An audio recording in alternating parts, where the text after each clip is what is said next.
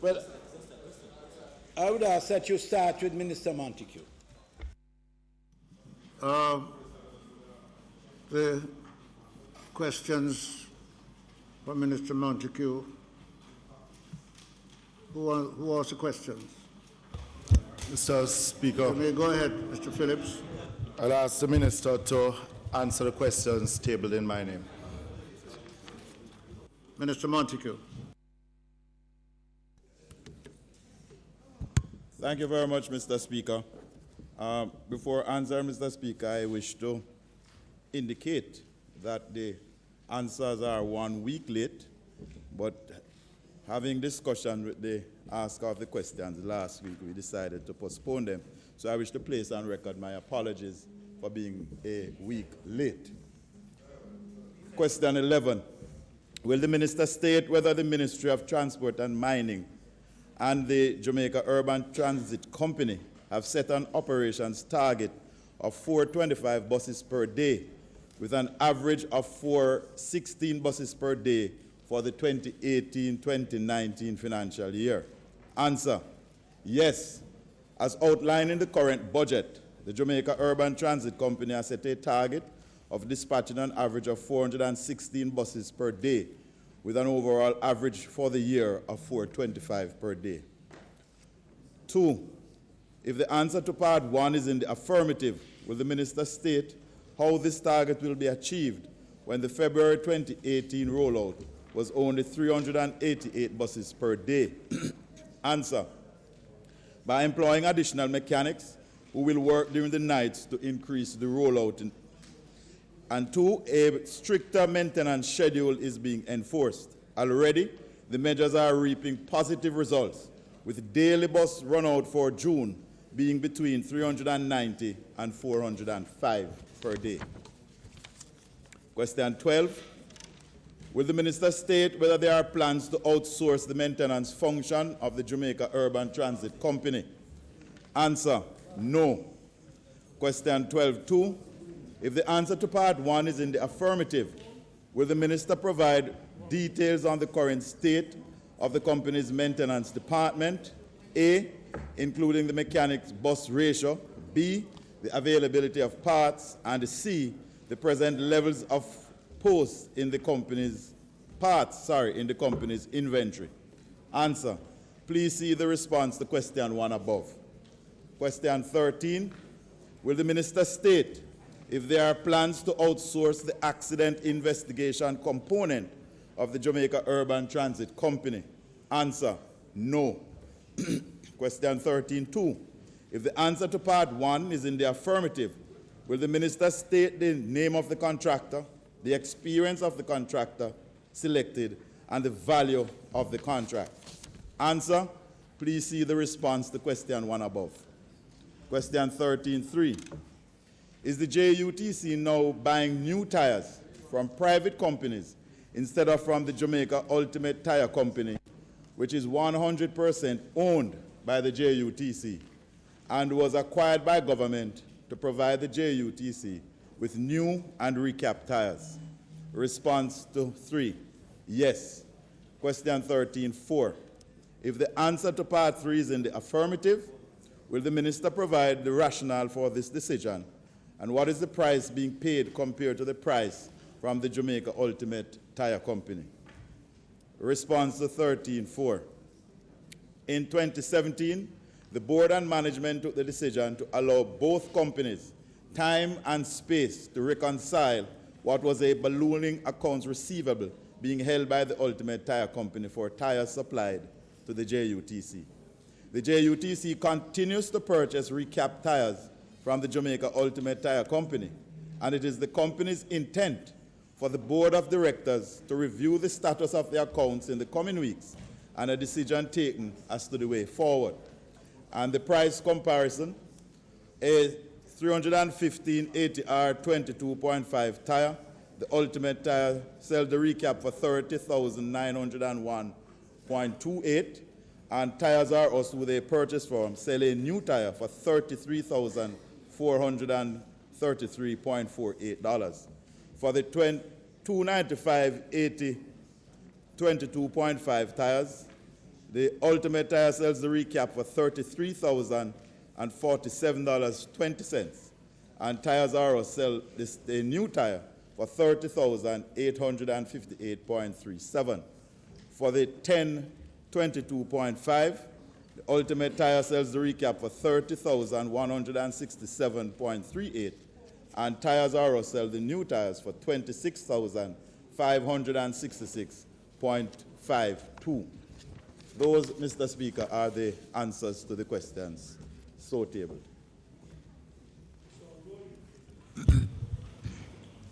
Thank you, Minister.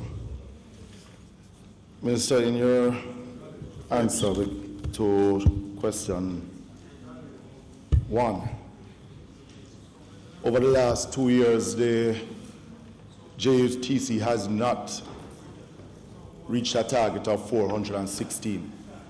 As in the 2017 Social and Economic Survey shows that the average rollout of buses were in the region of about 388, 390. Now, seeing that you've been having so far a reduction in ridership year on to year, and a reduction in the fare table, how is it then that the JUTC itself will then meet this 425? Because what you have here in your response to question 2 is that currently over the last 2 years you have been losing a whole heap of mechanics. You have not employed any trained mechanics. You have been taking mechanics from Jagas who are not trained to work on these buses. Secondly, you have a non-existent parts stock. You yourself in your presentation had mentioned about buses, over nearly 100 buses being parked when we had a week of rain. Now, how is it that you're going to achieve this number of 425? Because I'm still not satisfied with the answer. These are just general answers. As it is now, what was an increase in the fare boxes? You are seeing a turnaround in the JUTC. In the last 2 years, you have seen a reversal of that. Neither yourself or the previous minister have given any indication of how it is that you're going to rescue the JUTC as is now. And as I said, these answers are just general answers. But what is going to happen within the next months to reverse this that you are speaking about, or what is it that you're going to, how is it you're going to get this 425 up? How many, if the minister can tell us how many mechanics per bus you have now, would be a good start. Mr. Speaker, the member has gone into new areas, but I will try my best to assist him. Mr. Speaker, the member made some erroneous comments. In my presentation, I spoke to 84 buses that was having some difficulties, and 46 of those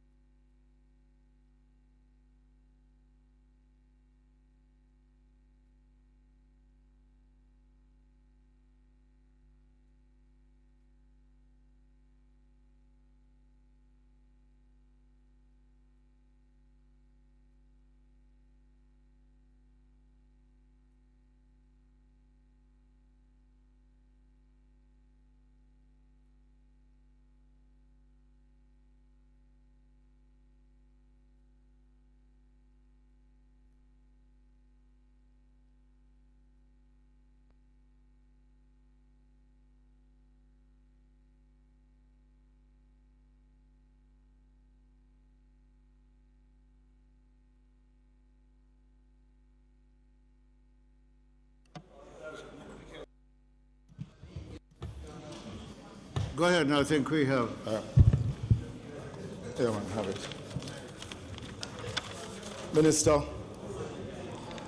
no one is discounting the importance of or the quality of training that JAGAS has done. But in the past, the JUTC, the government has spent resources in training mechanics to work particularly on these buses that the JUTC has.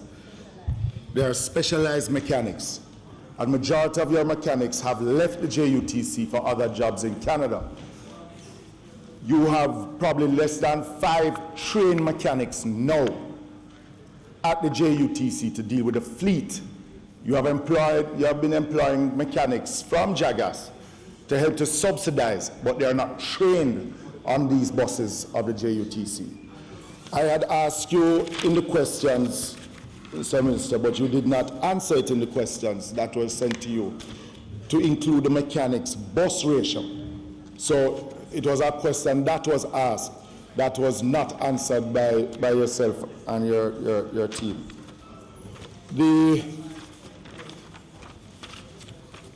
Mr. Minister, as it is,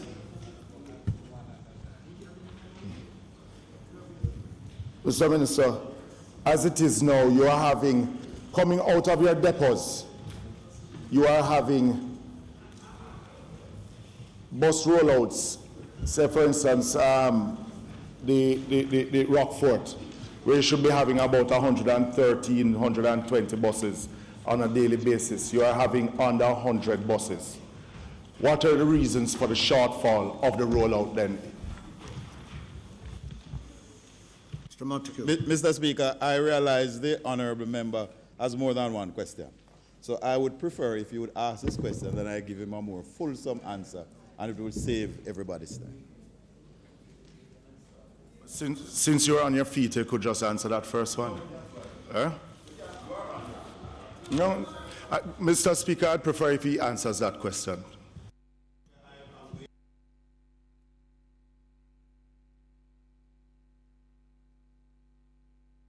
Mr. Phillips, ask him the question you want him to answer. But it depends on the answer he gives. I may have a follow-up, so that's why I asked him the question already. I asked the question already, Mr. Speaker. Yeah, but I'm asking you, is it that he didn't hear the question, or you're not satisfied with the answer you got? Which one? I have not gotten an answer as yet. Minister. Mr. Speaker, I do not want to waste the House's time. And if the minister, if the honourable member has questions that are from this document that was tabled, I will sit and allow him to ask his questions, then I answer him. But I will not facilitate a fishing expedition. The member has made some, Mr. Speaker, has made some assertions, and I am willing to sit with him to ascertain Mr. Order, Speaker, please. Order, please. Mr. Speaker, I am here to answer the members' questions. And I am asking as a courtesy to not only to the House, but to the people of Jamaica, that the honourable member asks all his questions, and then we can treat wholesomely with it. Minister, the member may require an explanation on one of the questions that you give. And he's asking you now to respond to that. Will you do that, please? Mr. Speaker, since you have so directed, the member made an assertion that there are only 5 trained mechanics at the JUTC. I would like to reject that assertion out of hand. And the member made another assertion that he would like to know the amount of buses that are dispatched from the Rockfort depot. Again, do not want to mislead him nor the House, and I will do the necessary research and return. Mr. Speaker. Order, please. I wish to hear Mr. Phillips. Go ahead. Since the member is saying that I am making erroneous comments, then can the minister then answer how many mechanics it is that he has? Mr. Speaker, in question 12.2, the question asking the minister to give us the mechanic to bus ratio. That was not answered, Mr. Speaker. The availability of parts and the present level of parts in the company's inventory, neither was answered. So I was just asking the minister clearly, if there is a shortfall of rollout of buses out of the depots on a daily basis compared to what it is that they estimated, then what is causing the shortfall? That's all I need the minister to answer. Let me thank the honourable member from Northwest Manchester for his probing question. And, Mr. Speaker, I will direct the honourable member from Northwest Manchester to the fact that we concede the point he's making that we have not met the daily rollout, but we have put programs in place and we have seen an improvement in the daily rollout, as I indicated earlier. The honourable member would like an inventory of the parts. I will give him an assurance that I will have the parts inventory supplied to him very, very soon.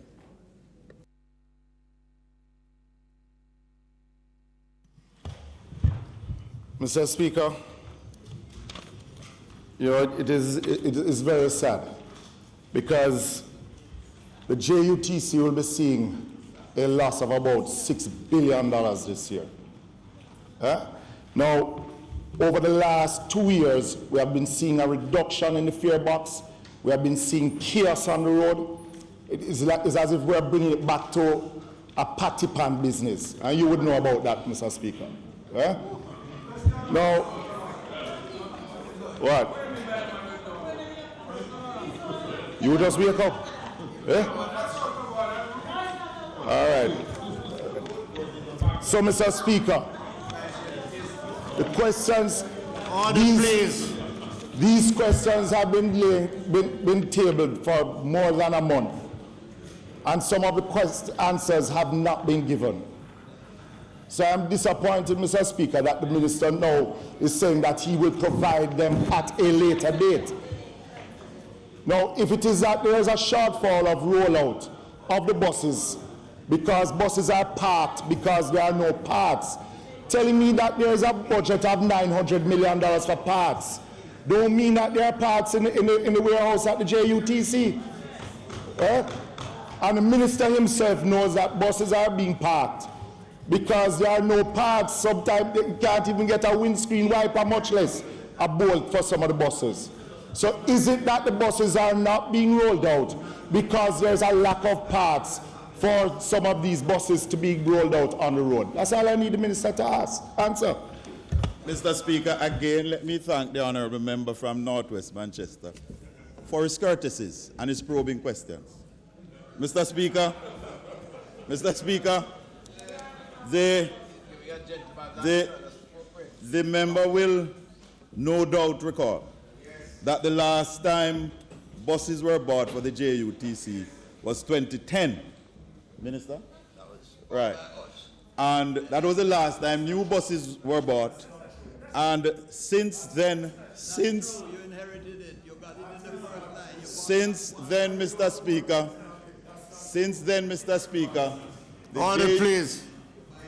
the JUTC has, and its workers and management have been doing a tremendous job. Tremendous job. On a point of order, Mr. Speaker.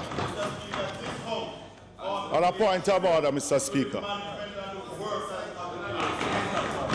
On a point of order, Mr. Speaker. No, on a point of order, Mr. Speaker. Because the member is saying that there were no buses purchased since 2010. That is not true, Mr. Speaker. Because before the general elections of 2016, there were 30 buses. There were 30 buses which were the last delivery. And before that, they were delivered. You be quiet. I'm speaking to the member over there. right? There were buses purchased during the PMP administration. So the member needs to withdraw that.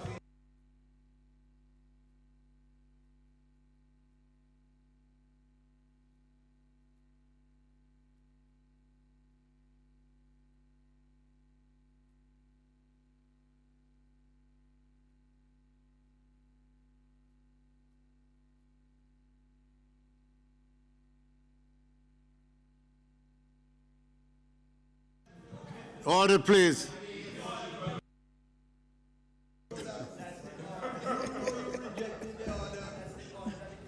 Mr. Speaker, the fact is today, the JUTC has over $900 million to purchase parts. We have begun so to do that we have even given a consignment to Mobile Metro. And we are purchasing parts, and that is one of the reasons why we are able to extend the prosperity train to the graduates of Jagas by employing them. And I am surprised that the honorable member from Northwest Manchester does not wish us to encourage us to employ more youngsters who are certified by Heart NTA at a world-renowned institution right here in Jamaica. Indeed, Mr. Speaker, I also believe, I am not sure, but I do believe that the institution is resident in the constituency of the leader of the opposition and president of his organization. So, Mr. Speaker, we are taking the steps. We are seeing an increase in the daily rollout, as I indicated earlier. And I would wish the honorable member to join us, to come together, both sides, because there ought to be no divide on providing public transport to the hard-working people of Jamaica. Because for a long time, Mr. Speaker, for a long time, we have not had so many persons employed in our workforce than under this administration. And we have a duty, Mr. Speaker, to provide public transportation for them. And I wish the honorable member will join me and sit with me so that if he has ideas and thoughts, we will be glad to welcome them and implement those that are working. Mr. Speaker, let me ask the member if he can answer. How much has been spent? Mr. Phillips, your mic. How much has been spent yet so far for this financial year on spare parts, Minister? Again, I will get those figures for you, honorable member, and supply it. I do not want to give you a guesstimate. Can the minister, question 13.3, which was asked if the JUTC is 100% owner of Ultimate Tire, and your answer to that was yes. Can the minister say what the debt, what is owing from JUTC to Ultimate Tire? The accounts are being reconciled, and again, I will provide you with that figure.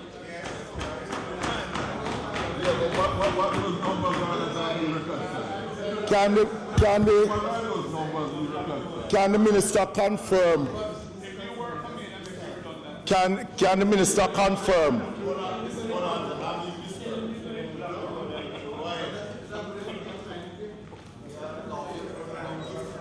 Is it the reason why the members?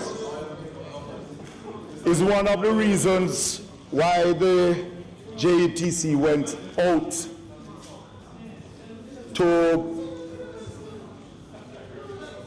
other companies because of the ballooning debt that is owed to Ultimate Tire? And who are the principals for the supplier that you're now getting tires for JUTC? Mr. Speaker, as much as I would wish to accommodate and answer the questions, to ask me who is the directors of a supplier is a little bit unfair. However, I will undertake and give him my word that I will do the necessary research and supply him with the answers. But can the minister, one of the questions was the debt to Ultimate Tire. Again, I answered that before, but I'll answer again.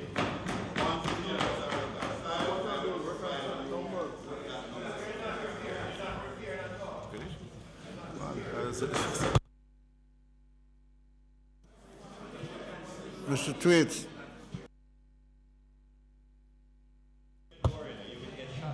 Mr. Speaker, will the Minister state what is the daily operational loss, the average daily operational loss for the JUTC? And further, will he state how this loss, which is borne by the taxpayer, is intended to be mitigated given the vast number and increasing number of both illegal and legal competitors to the JUTC? Mr. Speaker, I would like to thank the member from Central Kingston for his question. As the member will recall that the daily losses is a moving target and figure. However, what I will undertake to do is to provide him with that figure. However, Mr. Speaker, the member wanted to know what are some of the things we are doing to reduce the losses. As I said in my sectorial presentation, Mr. Speaker, we are moving to implement a rigorous maintenance program that is electronically based and computer aided. And it will also, one of the features of this system is that it will allow us a passenger counter so that we can reconcile the fare box with the passengers who ride on the bus. We have also moved, Mr. Speaker, to put CCTV on a number of our buses, and we intend to roll out more buses. We have moved to use nitrogen in our tires, and this will allow a better wear, a cooler wear, and therefore the tires will last a little longer and therefore reduce costs.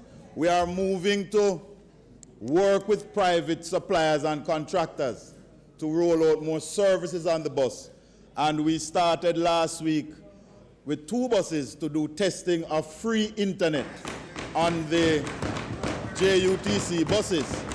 And the advertisement from that endeavor will increase the revenue streams. We have renegotiated the advertisement rates on the on-bus and in-bus. And we are moving to, at the depots, to roll out a system, a dispatch system, so that we are, as well as a GPS tracker, so we are aware of where the buses are during the days, what the buses are doing. And one of the things that we found, Mr. Speaker, one of the things we found in the brief experiment was that a number of our buses idle during the 8-hour shift for almost 40% of the time. And it is estimated that we lose over $150 million because of the idling of the buses during productive time. And there was one instant, member, where a bus was in the depot parked for 4 hours idling. And with the combination of these, member, they are not huge interventions, but the combination of these interventions will reflect in an improvement in the revenue streams and save the taxpayers some money.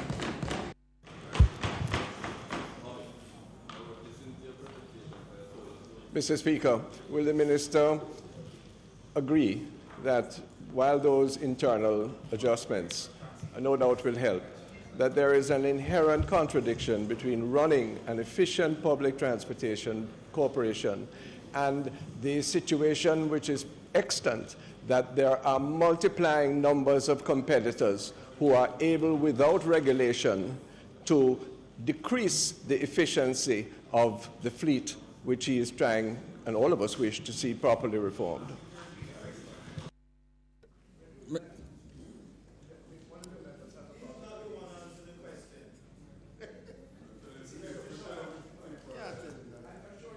Mr. Speaker, as the member heard, because I know he was listening very carefully.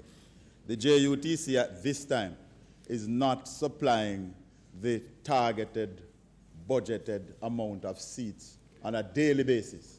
And we are indeed, this administration is taking the necessary steps to meet that target.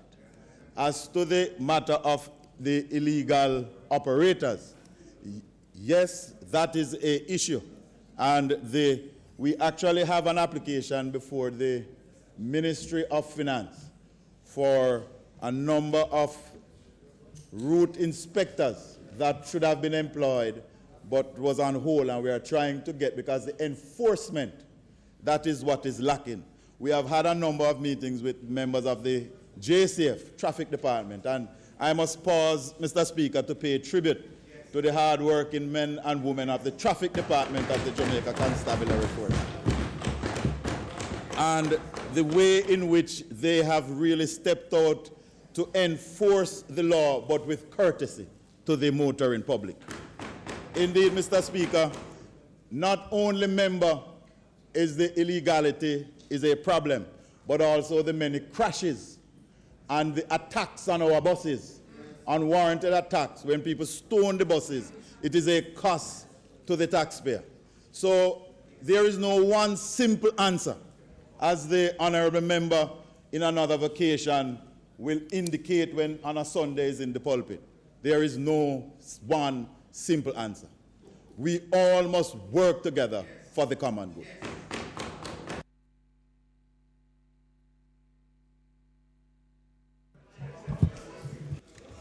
Mr. Golden. Mr. Speaker, time being 3:20.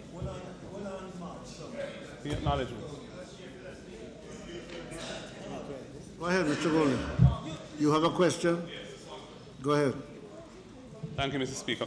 Minister, I'm just puzzled about the situation between the JUTC and its subsidiary, the Jamaica Ultimate Tire Company.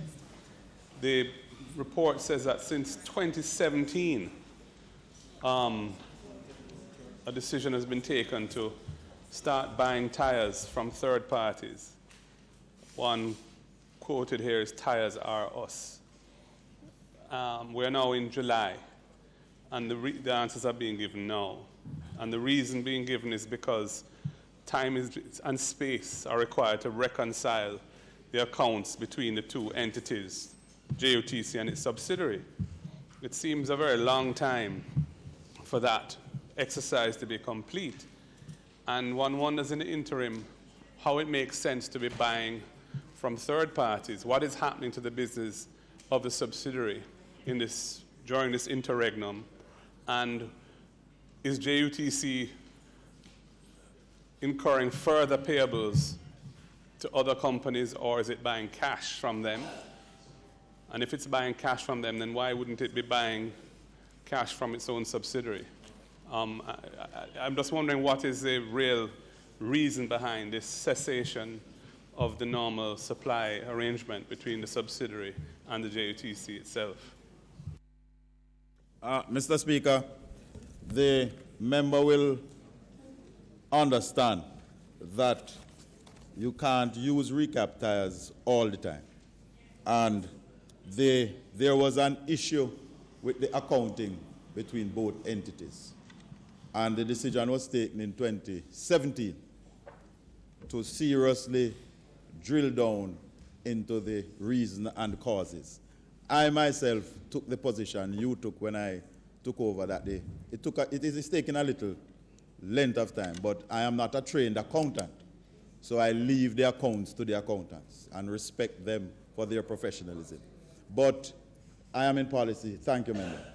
But I am committed to having that matter ironed out, because I would hate for the JUTC to have qualified accounts or Ultimate Tire, because we do have a lot of plans for the expansion of Ultimate Tire, which I had announced in my sectorial, to appoint distributors island-wide and to move them from only having one customer, but to having more customers, so that they are not dependent only on the JUTC as a customer, but to have a wider base. And I am sure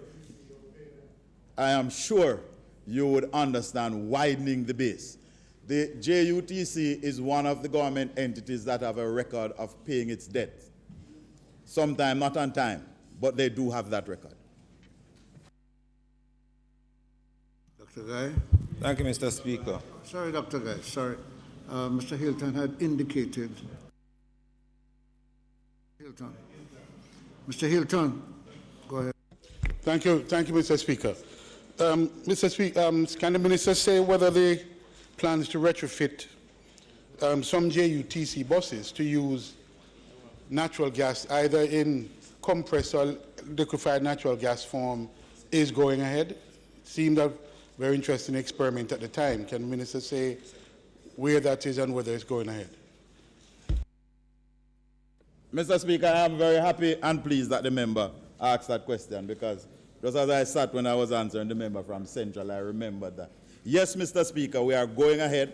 There are 5 buses that are being assembled as we speak by the manufacturers to come here. Since my sectorial presentation, Mr. Speaker, another supplier has come on board that will retrofit the existing buses, and we are going through the technical evaluation of what he's doing, because we do recognize that not only will natural gas be cheaper, but it will also be much better for our environment. Dr. Guy? Thank you, Mr. Speaker. Minister, earlier on in your answers, you mentioned about the mechanic training provided and the quality by JAGAS. During the last administration, there was a program which was a joint venture between JUTC, JAGAS, to train mechanics and retrofitters of buses, so that JUTC would have a consistent supply of trained mechanics who could handle these type of buses that come from out of Europe. Can you indicate what is the status of that? Because I gather that particular program was abandoned. Member from Central St. Mary, I am quite astonished at your knowledge of JUTC. It run in St. Mary? Oh, okay. But, Mr. Speaker, I want to thank the member for pointing me in this direction, because on the surface it seems to be a very good idea, and anything to enhance the training of our young persons, it ought to be taken on board. And therefore, I will ask you to permit me to do some investigations and come back to you. Just one last, Mr. Speaker. Is it the minister, in your response, Minister, are you saying that Ultimate Tire only supplies recap tires to the JUTC, hence why the comparison in prices, new tires to recap tires? Mr. Speaker, that was the way the question was interpreted by the technical staff at the ministry, and that is the way it has been answered. If you want further information, I undertake to supply you with further information. Is it that Ultimate Tire also supplied new tires to the JUTC, inclusive of recap tires? They do from time to time, Mr. Speaker, supply both recap and new tires, but primarily they supply recap tires. And the reason why it is that Ultimate Tire was not able to supply new tires, is it because of the debt that is owed to Ultimate Tire? Hence why. And as the member asked before, how is it that the new supplier is now being paid? Mr. Speaker, as the member well knows, I'm not one to get into speculation. So I don't want to speculate as to why they're not supplying the tires. I don't want to speculate what is the reason why. But suffice it to say, Mr. Speaker, will again extend an invitation to the honorable member to sit down with him and his team and to supply all the information he requires.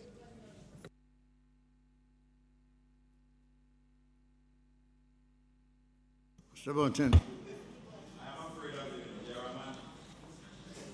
Mr. Speaker,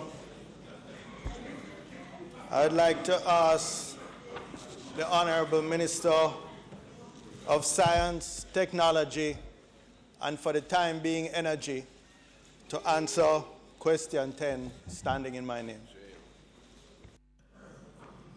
Mr. Wheatley.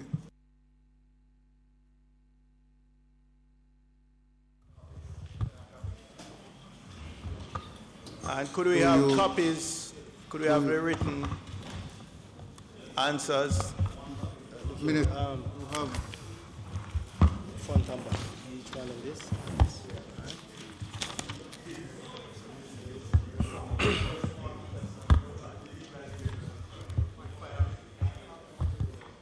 Thank you very much, Mr. Speaker.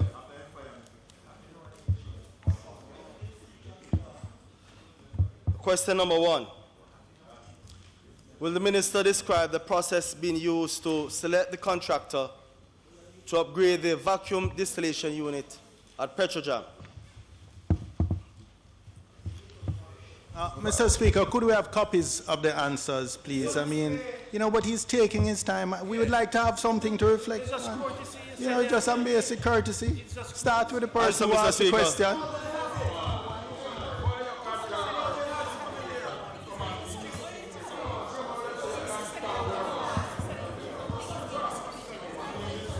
Mr. Speaker, the Minister, will you hold until they get a copy of your answers? They do proceed now.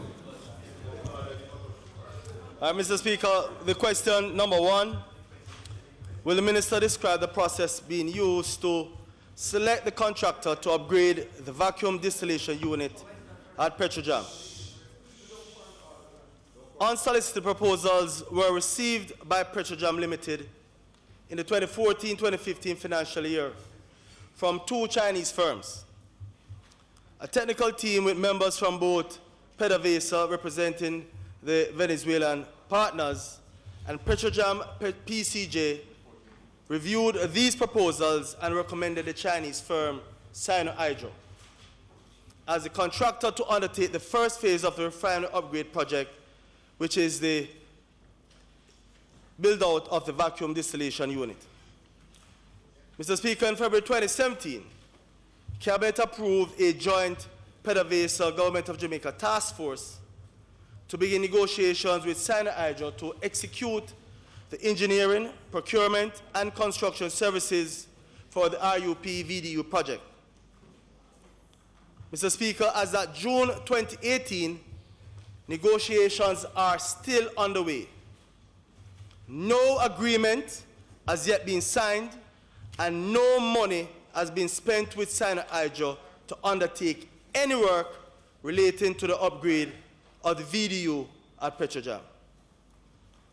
Mr. Speaker, I must also add my extreme disappointment in the member from Central Manchester, and by extension, the opposition, for their careless and unsubstantiated utterances in the public domain, which may have placed the delicate negotiations, this refinery upgrade project, and the future of the country's energy security at risk, all in the name of political one-upmanship and expedience.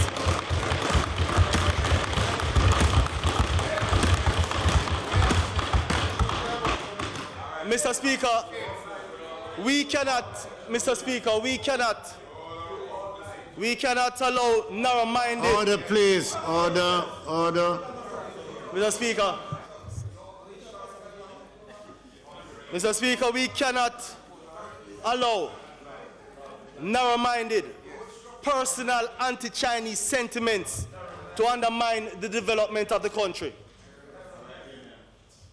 Question number 2, Mr. Speaker.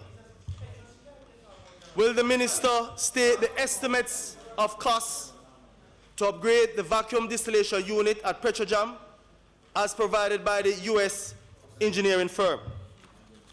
Mr. Speaker, the preliminary estimate submitted on April 5th, 2018 by the U.S. engineering firm Betch, based on U.S. standards, was US $87.6 million, plus or minus 30% estimate accuracy, which means, Mr. Speaker, that the estimate could vary anywhere from US $61.32 million to US $114 million, depending on a number of factors.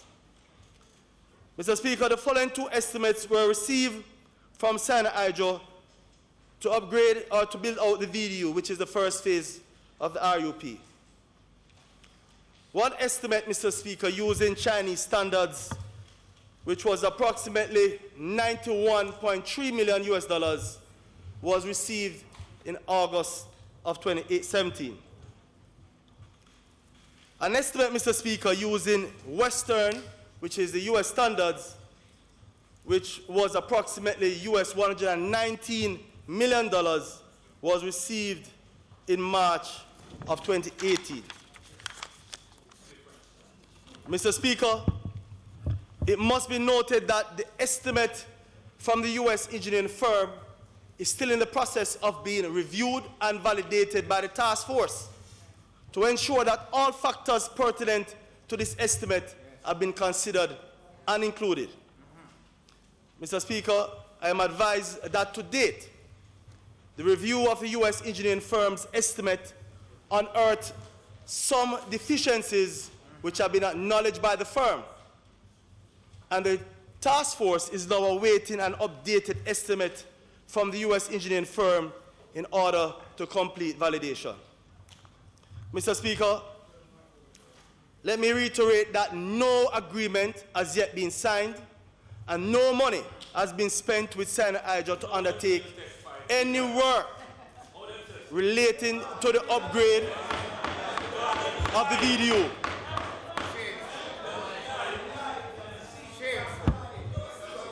With that, Mr. Speaker. Order, please.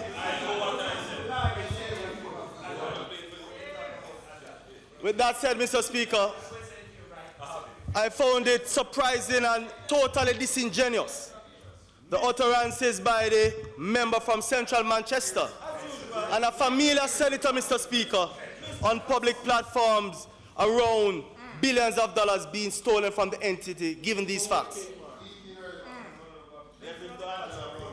Mr. Speaker, the next question.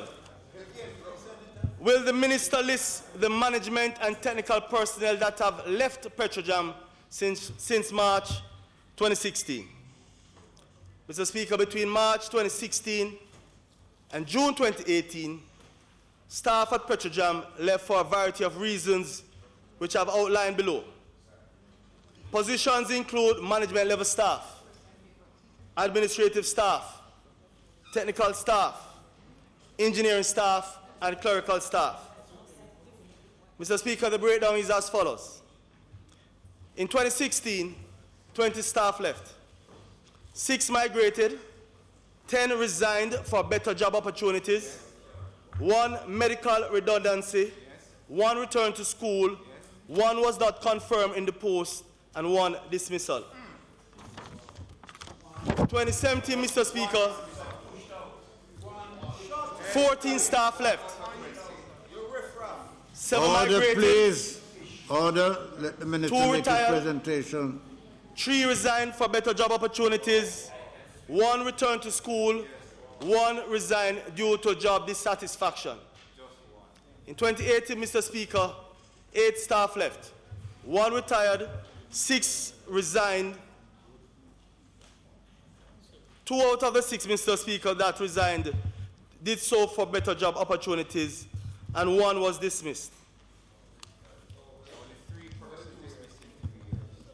Next question, Mr. Speaker. Will the minister state the compensation packages for the current HR manager and the previous HR manager and justify the difference in terms of their competence and experience in industrial relations and personnel matters? The compensation packages, Mr. Speaker, for the previous and current HR managers are as follows. The previous HR manager, as at December 2016, received $9,522,499.80. The current HR manager, Mr. Speaker, receives $12,612,323.16. Mr. Speaker, both compensation packages are inclusive of basic pay, duty allowance, discomfort allowance, ER savings, and traveling. Mr. Speaker, the question asks for justification of the level of remuneration based on competence and experience in industrial relations. Mr. Speaker, the difference cannot be measured only on those two parameters. I'm advised, Mr. Speaker, that justification of the post and the commensurate salaries based on how qualifications, experience, and competencies are aligned with the strategic direction of Petrojam. Mr. Speaker, in keeping with new strategic imperatives of the entity, it was determined that a HR manager with a broad skill set was needed. These skills include, but are not limited to, Mr. Speaker, knowledge, experience, and certification in global talent management and competence modeling framework, knowledge and experience in current HR technology and information systems, knowledge, training, and certification in Lean Six Sigma methodologies to support process improvements across respective business units, broad knowledge of strategies to improve and/or exceed customer experience and support brand strategies, expertise with the implementation and alignment of learning and development strategies to support and achieve key performance indicators, and keen understanding of HR strategic business strategies.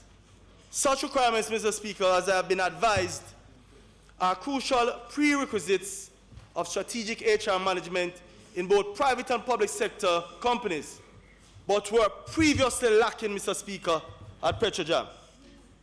Therefore, Mr. Speaker, having identified the right talent for the HR manager role, which included these competencies and skills, Petrojam management negotiated the compensation package with the incumbent in keeping with the stipulated salary range parameters as established and approved by the Ministry of Finance and the Public Service. Mr. Speaker, next question, will the Minister list all the material corporate donations made by Petrojam in 2017, identify the organizations that received the contributions, and in the case of construction projects, the contractors who executed the projects? Mr. Speaker, donations to institutions by Petrojam in the 2017-2018 financial year, and I provided a list, Mr. Speaker, but just to list a few: Olmsted Primary School, Sydenham Community Center, the Scientific Research Council, the Camperdown High School Sports Program, sponsorship of the National Science and Technology Fair, the Diabetes Conference, the J-Tray International Invitation, SDC Netball Competition, Jamaica Swim Team Championship, Monroe College Anniversary Program, SDC Back to School Program, Western Health Authority, Western Regional Health Authority, St. Mary Technical High School Chemistry Lab, the Anota Bay Hospital in Northeast Regional, Walker's Place of Safety, the rebuilding of, I believe, a block there, the University of the West Indies Disability Studies, YMCA Youth Development Program, the PCJ Energy in School Program, Blue Power Baptist Church, Jamaica Golf Association, Reggae Boys,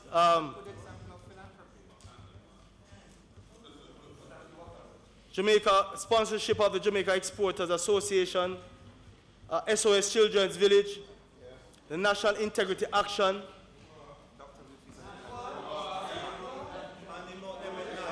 Lay Magistrate Award Banquet,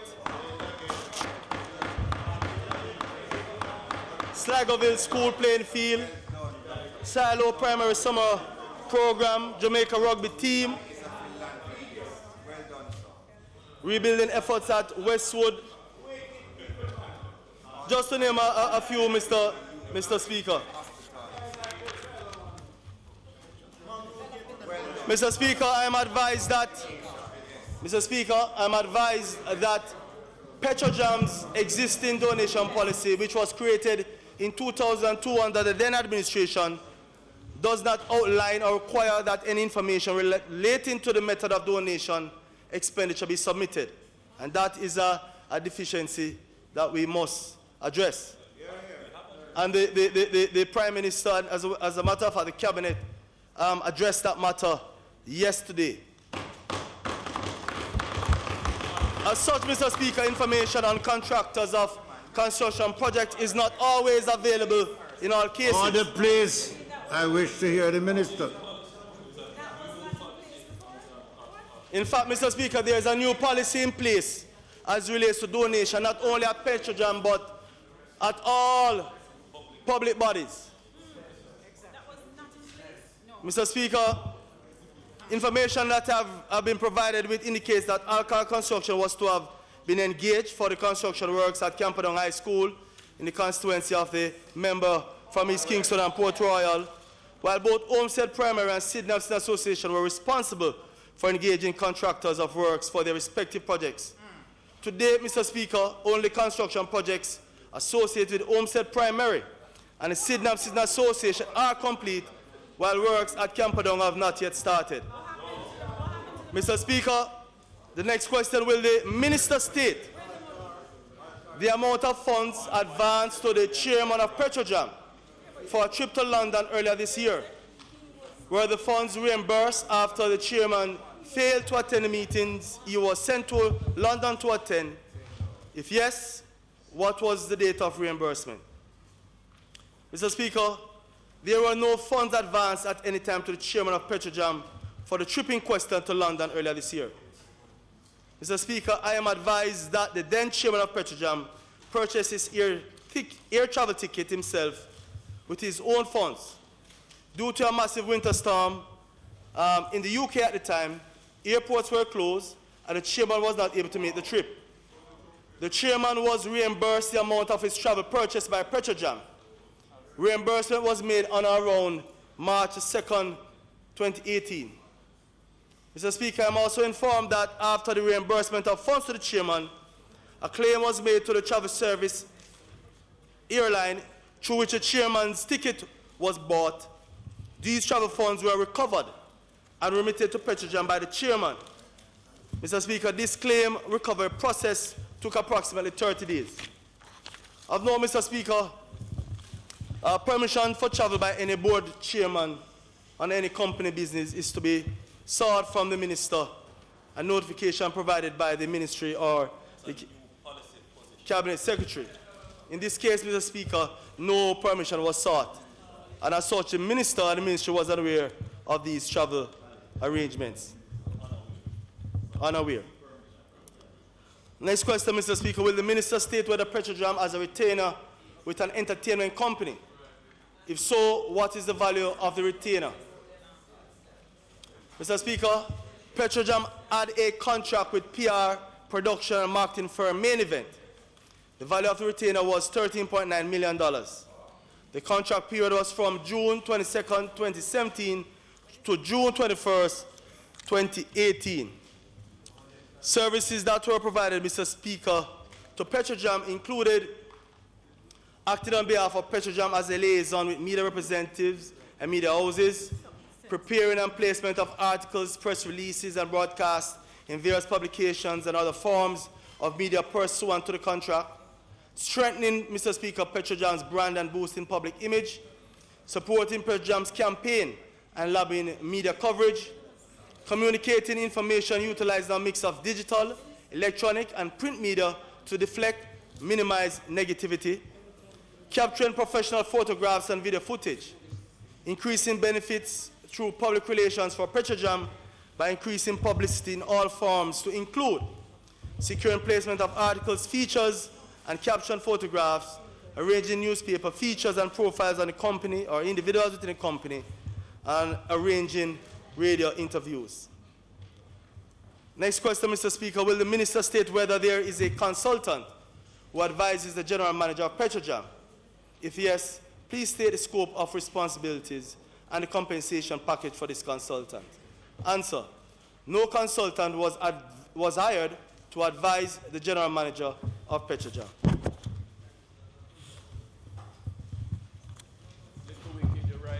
Thank you, Mr. Speaker. I have a number of follow-up questions. I am not going to respond to the minister's attacks on me personally, other than to say one should never underestimate the predictability of arrogance. Mr. Speaker, with respect to the vacuum distillation unit, the Prime Minister made a statement last week, which in a sense provided some additional information and commitments on this issue. So, and essentially, just to recap them as I understood, he said that an overall reevaluation of the approach to this massive investment was going to be done, and it would be, a report would be discussed with the Parliament before any commitment was made. And I just want to ask if that is still the approach that we're going to take, and in light of that, whether these negotiations with China Sino Hydro are continuing. And if they are, then could we, given that the Prime Minister also shared that the funding is coming from the consolidated fund, the funding for the upgrade is in the main coming from the consolidated fund, what is the justification of continuing with this sole procurement effort when it has been shown best practice internationally that for a project like this, going to international tender would give the best value for money to the taxpayers of this country? Dr. Wheatley. Coming out of Cabinet yesterday, and it was highlighted that, having taken into consideration all the issues surrounding the upgrading of the refinery, the importance of the building out of the VDU as part of the general thrust to develop our energy security, that an enterprise team is being put in place to look at a strategic approach, the viability of the entity as it is, and as it relates to its position in the energy sector going forward. But I heard that the enterprise team was appointed. I read that in the release yesterday. What I'm asking, if in the meantime, have we stopped these negotiations? Because there's no sense that it goes ahead, and while before the enterprise team has reported, and we are able to debate the report and make a determination that we hear that a contract has been signed in parallel with China Sino Hydro. Just to inform the House that the negotiations are at a standstill because the Chinese firm, they are holding to a particular position, and our task force is holding to the position as to finding a middle ground. And so negotiations are at a standstill at the moment. Well, I won't persist on that, but I'm holding the Prime Minister to his word that he gave us last week. Now, in terms of the turnover at Petrojam, Mr. Speaker, the Minister in his answers outlined that in the last 2.5 years, 42 staff have left. And most of those are technical and senior technical staff, engineers, technicians, etc., which must be central to the operation of a firm, a very heavy engineering firm like Petrojam. And I want to link that with the answer to question 4, which has to do with the HR manager, and wonder whether, if we look at the treatment of the HR manager who was dismissed in 2016 as perhaps not telegraphing to the career professionals at Petrojam that the HR environment had become toxic. And I say that because we have a woman who was the incumbent, a lady, highly qualified, first-class honors, Bachelor of Business Administration, Master of Arts in Social Organization Psychology from Columbia University Teachers College, New York. This woman this lady on Christmas Eve, this professional, on Christmas Eve, a mother with a son in a final year of university, putting him through, was dismissed without cause. Without cause, was sent home. We now understand that at the Industrial Disputes Tribunal, the company is making offers to settle, and their opening offer is a year's compensation. Now, what was the urgency?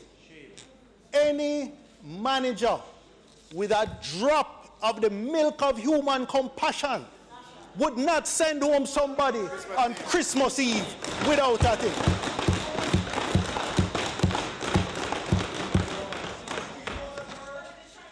This demonstrates a sort of arbitrary and capricious behavior on the part of management and the board of Petrojam, which does not surprise me, would send a message to professional staff, many of them whom had been there for years, with specific technical knowledge. We're talking people, for example, who was the project manager on this vacuum distillation upgrade, technical engineer, capable person, and all these people are resigning just suddenly. Just suddenly. Scores of them. Minister, is it not the toxic environment, the unprofessional environment, the fact that it is cronyism and nepotism dictating who is employed, why we end up with this?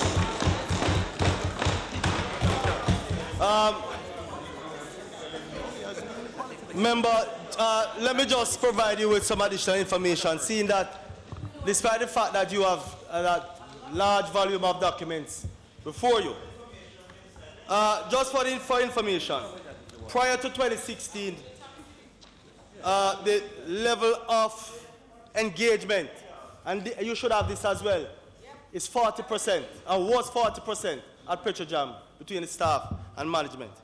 As it is now, it is 65%. 65%, it is 65% as it is now. So let me just clarify that for you, member. So that one, the level of engagement, 40% then, 65% now. Allow me. Let me provide the information. Let me provide the facts. As it relates to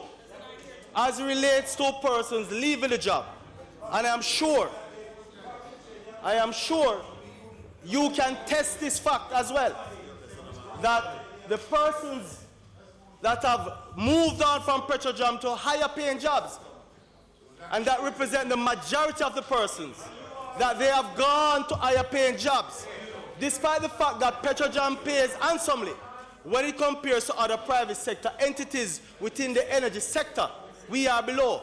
And I point to the example, if you should go to New Fortress in Montego Bay, the bulk plant, all the workers there are former workers, those same technical persons that you make reference to from Petrojam that are working there because of higher salaries. We understand the constraints as relates to being able to compete with the private sector. So even though Petrojam pays better than most government entities, seeing that it is a semi-private public entity, because of the compensation that is out there. And in fact, a lot of persons who have migrated to Canada are working within the field as well. As it relates to qualification, and because this matter is before the IDT, I'm just asking members to be very careful, because the matter of qualification is currently before the IDT as well. I will say no more on that one.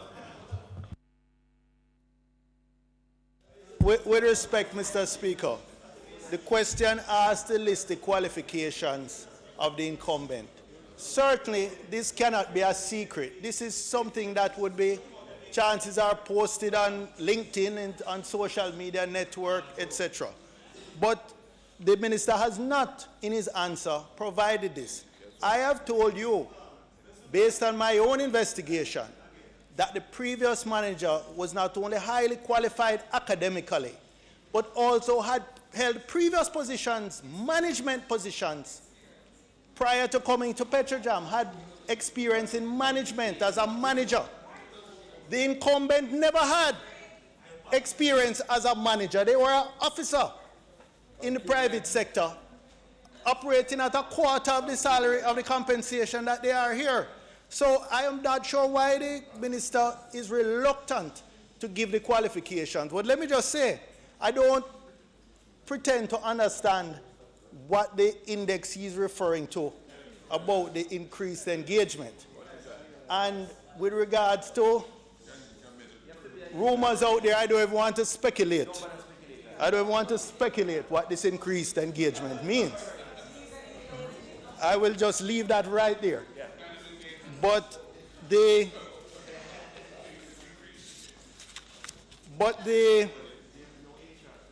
fact is, Mr. Speaker, is that we have a serious problem at Petrojam. We saw when they came to the PAAC, we saw the general manager came there and could hardly answer a question, even though he had been there for 18 months. But I will move on to the next question and a follow-up on the next question, Mr. Speaker. The minister has brought a list of donations. Since I asked these questions, Mr. Speaker, it has come out in the media. It has come out in the media that the contributions that were approved for one of the organizations in the minister's constituency were fraudulently diverted to another project. Given that this has now been in the public domain for weeks, where the association leadership have denied the statement that Petrojam officials made to the PAAC about explaining why it was switched from one to the other. Could the minister explain what his investigations have revealed about the fraudulent diversion of these funds from one project to another? And when is the minister going to complete the answer to the question, which is to identify the contractors who did the work for these projects?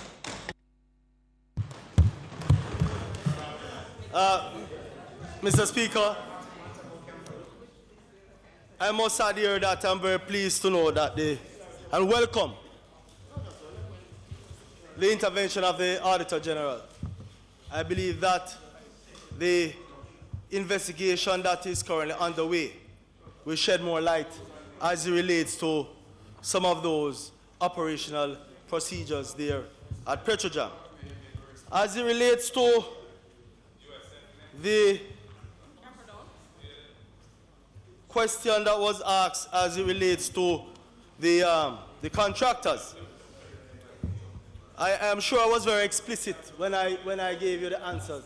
And I'm sure if you did not hear, you will see it on the paper before you as relates to the answers to those questions and the contractors.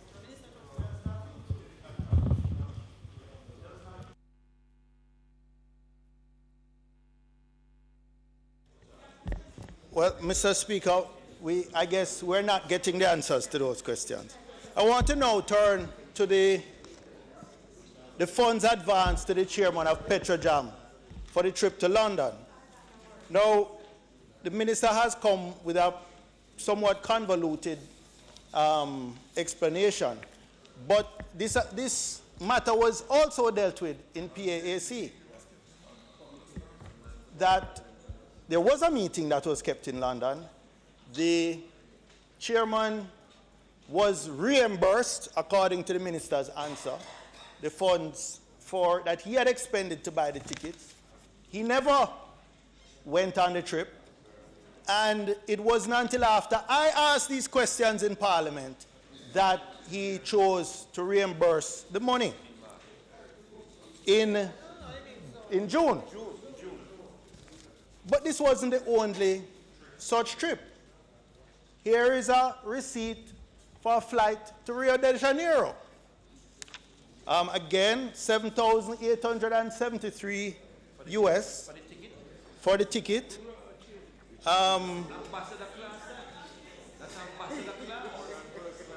There is a note, a handwritten note on it to the general manager. Dear Floyd, this is to accompany the management team to the Argos Rio Crude Conference, May 22nd to 24th. Again, Mr. Speaker, I understand that he did not attend this meeting. And in any event, why is the chairman of the company flying all over to attend conferences and do things that is really the role of management? And we see example after example where the board is operating like an executive board, making decisions about buying emergency supplies of crude, as was highlighted in the Venezuela audit report, losing the company $300,000 US, in interfering in matters of operation that they have no business in. Could the minister confirm whether this money, given that is a topical issue, I am sure he would have inquired whether the funds for Brazil were reimbursed and when were they reimbursed? Member, the funds for the trip to Brazil, those funds were reimbursed. I do not have the date before me, but I know that I can confirm that that was done. And I'm sure, member, based on the information that you have before you, you know that it was those funds were reimbursed. I have the disbursement voucher, but I don't have any information on reimbursement. So, but somehow I feel certain the PAAC will follow up on this particular topic. Now, Mr. Speaker, I want to turn to the Wakanda Party, because we have Wakanda government, we have Petrojam, an oil refinery with a retainer. This is now for this is not payment for services. This is just to stand by. A retainer is just to say stand by. Why is it that a monopoly petroleum refinery will need an entertainment company, Main Event Limited, whose core competence is putting on events, things like the Wakanda Party? Why do they need to be engaged to this monopoly petroleum refinery on a standby basis, as if we can throw Wakanda Party any day, any weekend, any hour of the day or night? And were any of these funds, was this company engaged, and were any of these funds used for that Wakanda celebration the evening of the minister's sectoral debate? Member, that is very disrespectful. Very disrespectful, and I take offense Order, to that. please. Order. There is Mr. Speaker, with all due respect, there's always a level below which we as members of parliament must not fall below. And Mr. Speaker, Mr. Speaker, as members of parliament, and I can appreciate the cut and thrust of politics, but there's something called common decency, Mr. Speaker. Mr. Speaker, he asked a question, and I'm not going to attribute your question to bad minds about the Wakanda party, but I can tell you this, that no funds from any government entity, whether Petrojam or any entity you want to think about, came near anything to do with me as Minister and JUTC. As it relates to the contract, the evidence is there. The evidence is there as to the services that were received from by Petrojam. And just to correct you, member, the petroleum sector, as it is now, is very competitive. There are 4 other entities that import fuel in Jamaica. And one has to be very mindful that if Petrojam should lose market share, it will not only expose the motoring public to the discretion of these importers, but also you will see a significant reduction as it relates to contribution to the budget. This is not politics, this is real life.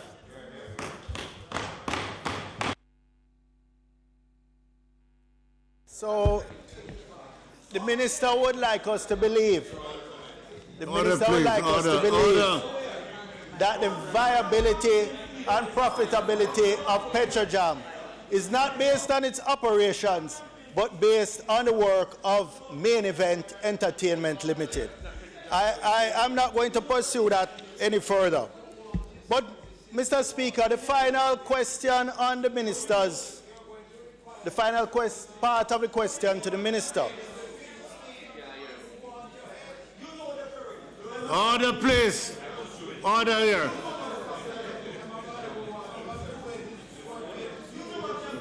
I wish to hear Mr. Bunting. Proceed, Mr. Bunting. Order, please. Go ahead.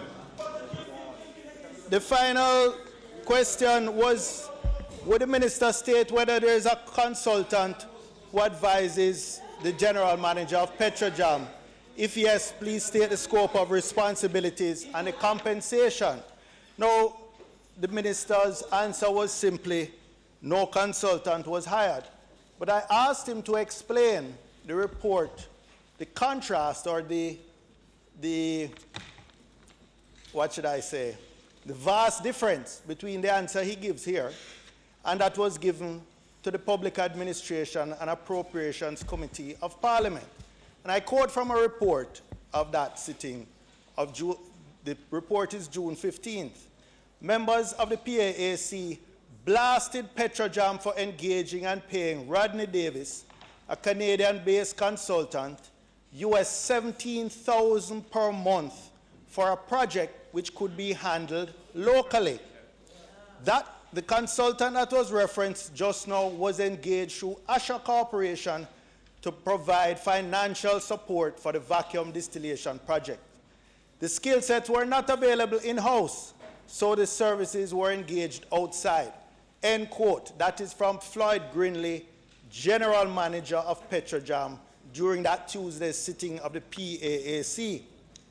It goes on to say that his response was contradicted by Winston Watson, Group General Manager of PCJ, who said, yes, we PCJ have a chief accountant, and we do have a consultant that can provide that kind of service.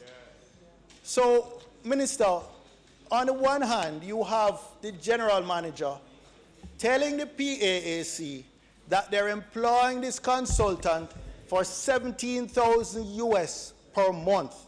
And you are coming to the chamber today to tell the whole House, not even perhaps to make some clarification that says maybe the consultant is not just to the general manager, but he's to the whole corporation, or he was to the CFO or something. The goal to just come and deny flatly something which has already been established in fact at the PAAC is just unacceptable, Minister. Please explain the difference. Member, it is quite clear that you are very proficient in propaganda. Because being a more senior member of this House and an aspiring leader of your party, and being a former Minister of Government. Order, please. A minister that I'm sure face questions. You ask the question, will the minister state whether there is a consultant who advises the general manager of Petrojam?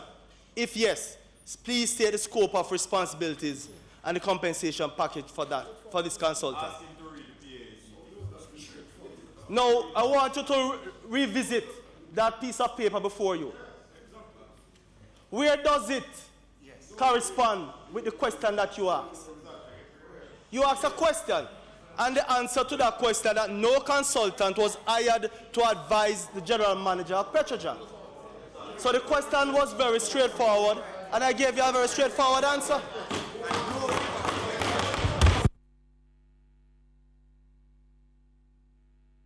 Yes, well, Minister, will you then tell us the justification for hiring that consultant at those rates for whoever he was advising at Petrojam? Could you give us a justification at those rates? Member,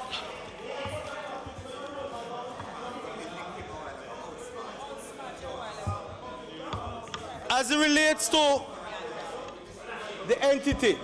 Mr. Speaker, on a point of order on this point.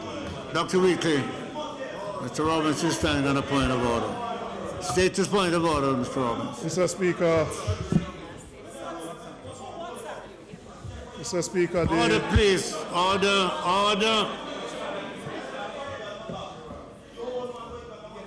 Mr. Speaker, the minister has indicated that the consultant does not provide any advice to the general manager.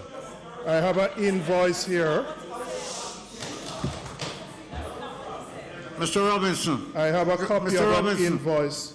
Hold a minute for me, please. Members, a member is on the floor addressing the speaker, and everybody else is doing their own thing. Could you give us an opportunity to communicate? Go ahead, Mr. Robinson, speak to me. I'm saying the point of order is that the minister has said that the consultant does not provide advice to the general manager. I have a copy of an invoice submitted to Petrojam and paid by Petrojam, where the consultant includes in it one-on-one advisory to the CEO, who is the general manager. This was submitted on the 21st of November 2017. It was acknowledged to Petrojam and paid by Petrojam, by the same consultants. And at the PAAC, the general manager also confirmed this information. So the answer to say that Mr. Speaker, there was no advice to the general manager Dr. Weekly, is incorrect. Incorrect. No, hold on a minute, man. This thing going out of hand. Please, have a seat. Mr. Speaker.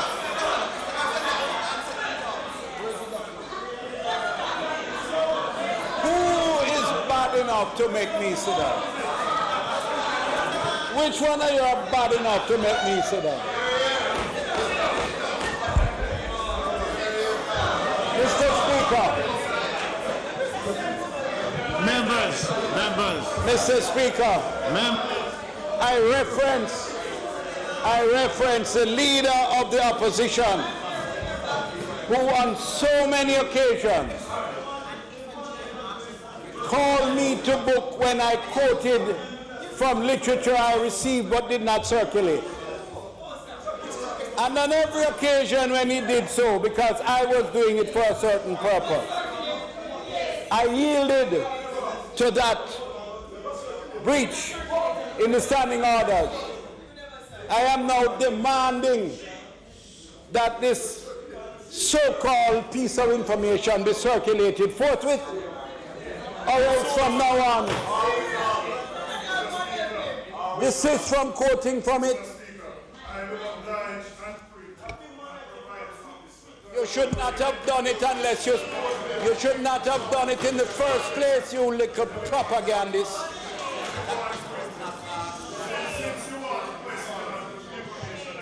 You should not have done that. You are in breach of the standing order. Sit down. You're out of order. Okay.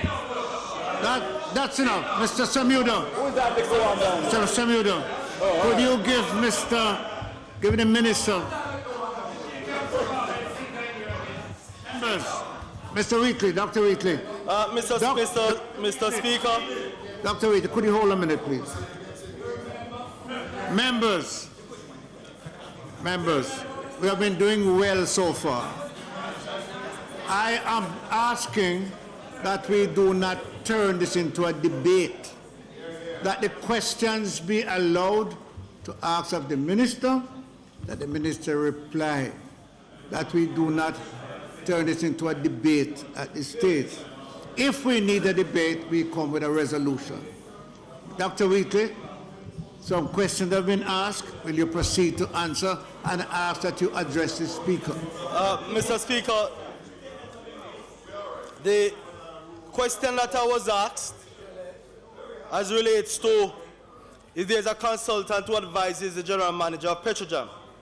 And I answered in the negative that no consultant was hired to advise the general manager of Petrojam. Because, Mr. Speaker, I am sure the member, being a businessman himself, can differentiate when one hires a person to give advice only. But I'm sure that in the course of any business, when one hires a consultant, that there will be opportunities where the general manager or persons, directors within the entity will have to converse. As relates to this particular bill that the member is making reference to, Mr. Speaker, I do not have in my possession any document that speaks to a direct agreement or contract between Petrojam and a consultant for that consultant to provide advice solely to the general manager.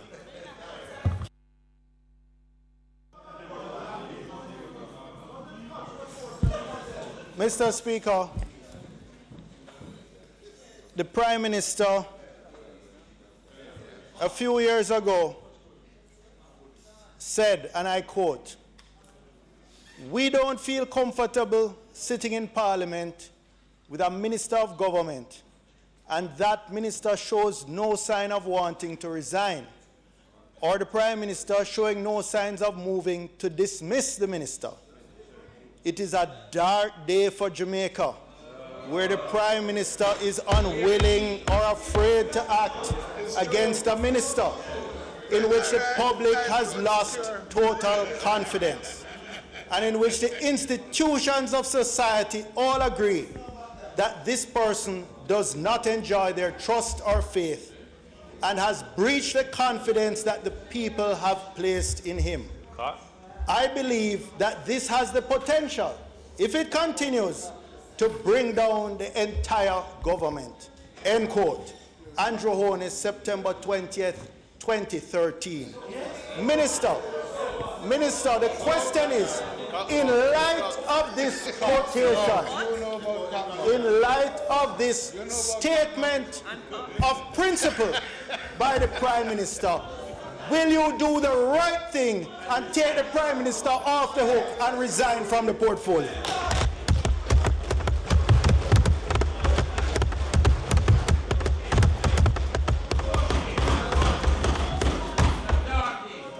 Mr. Samuda. Mr. Samuda. Mr. Samuda. Mr. Paul, do you have questions? Yes, Mr. Speaker, I do have a few questions that I intend to ask. So, firstly, Minister, in relation to foreign travel, because it has been my experience that none of my directors could go to the airport without the permanent secretary in the ministry signing off. And with the greatest appeal from the minister, the permanent secretary rules. I see where there's an announcement about the minister now being given that role, which I believe is wrong. It should be retained by the permanent secretary. In relation to the trips by the directors of Petrojam, did the permanent secretary play that role?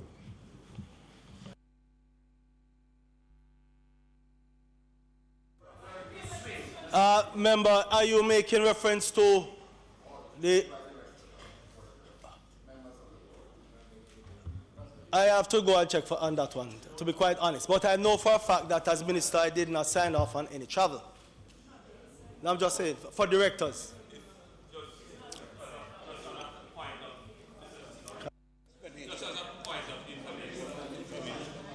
Order, please, let me hear the Prime Minister. Minister.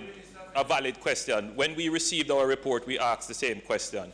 It is the expectation that the permanent secretaries across ministries would have a duty to approve, or if not recommend, the travel of board directors, but it was not an enshrined practice.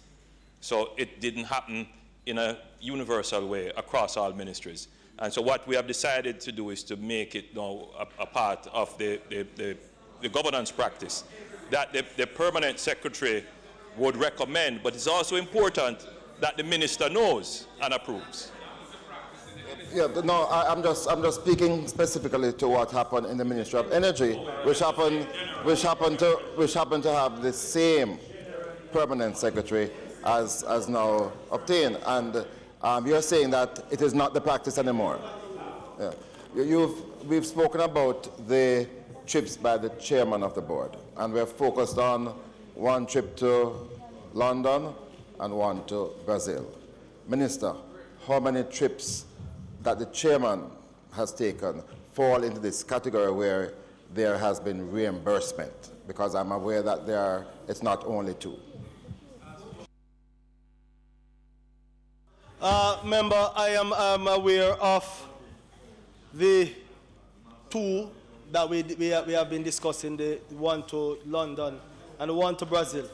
But I must use this opportunity to indicate to the House that directors of Petrojam routinely travel to meetings, whether it's in Jamaica or in the United States, because 3 of the members, directors, are Venezuelans, and we have to foot the bill and accommodation whenever they travel to Jamaica for meetings, as well as when they travel to the US for meetings. So board meetings are not only held here, but also overseas, or at times even in Venezuela. No, the specific question, Minister, is that there are other trips to London that we are aware of that the chairman was supposed to be, but did not show. And I'm asking you specifically, are you aware, and how many of such trips?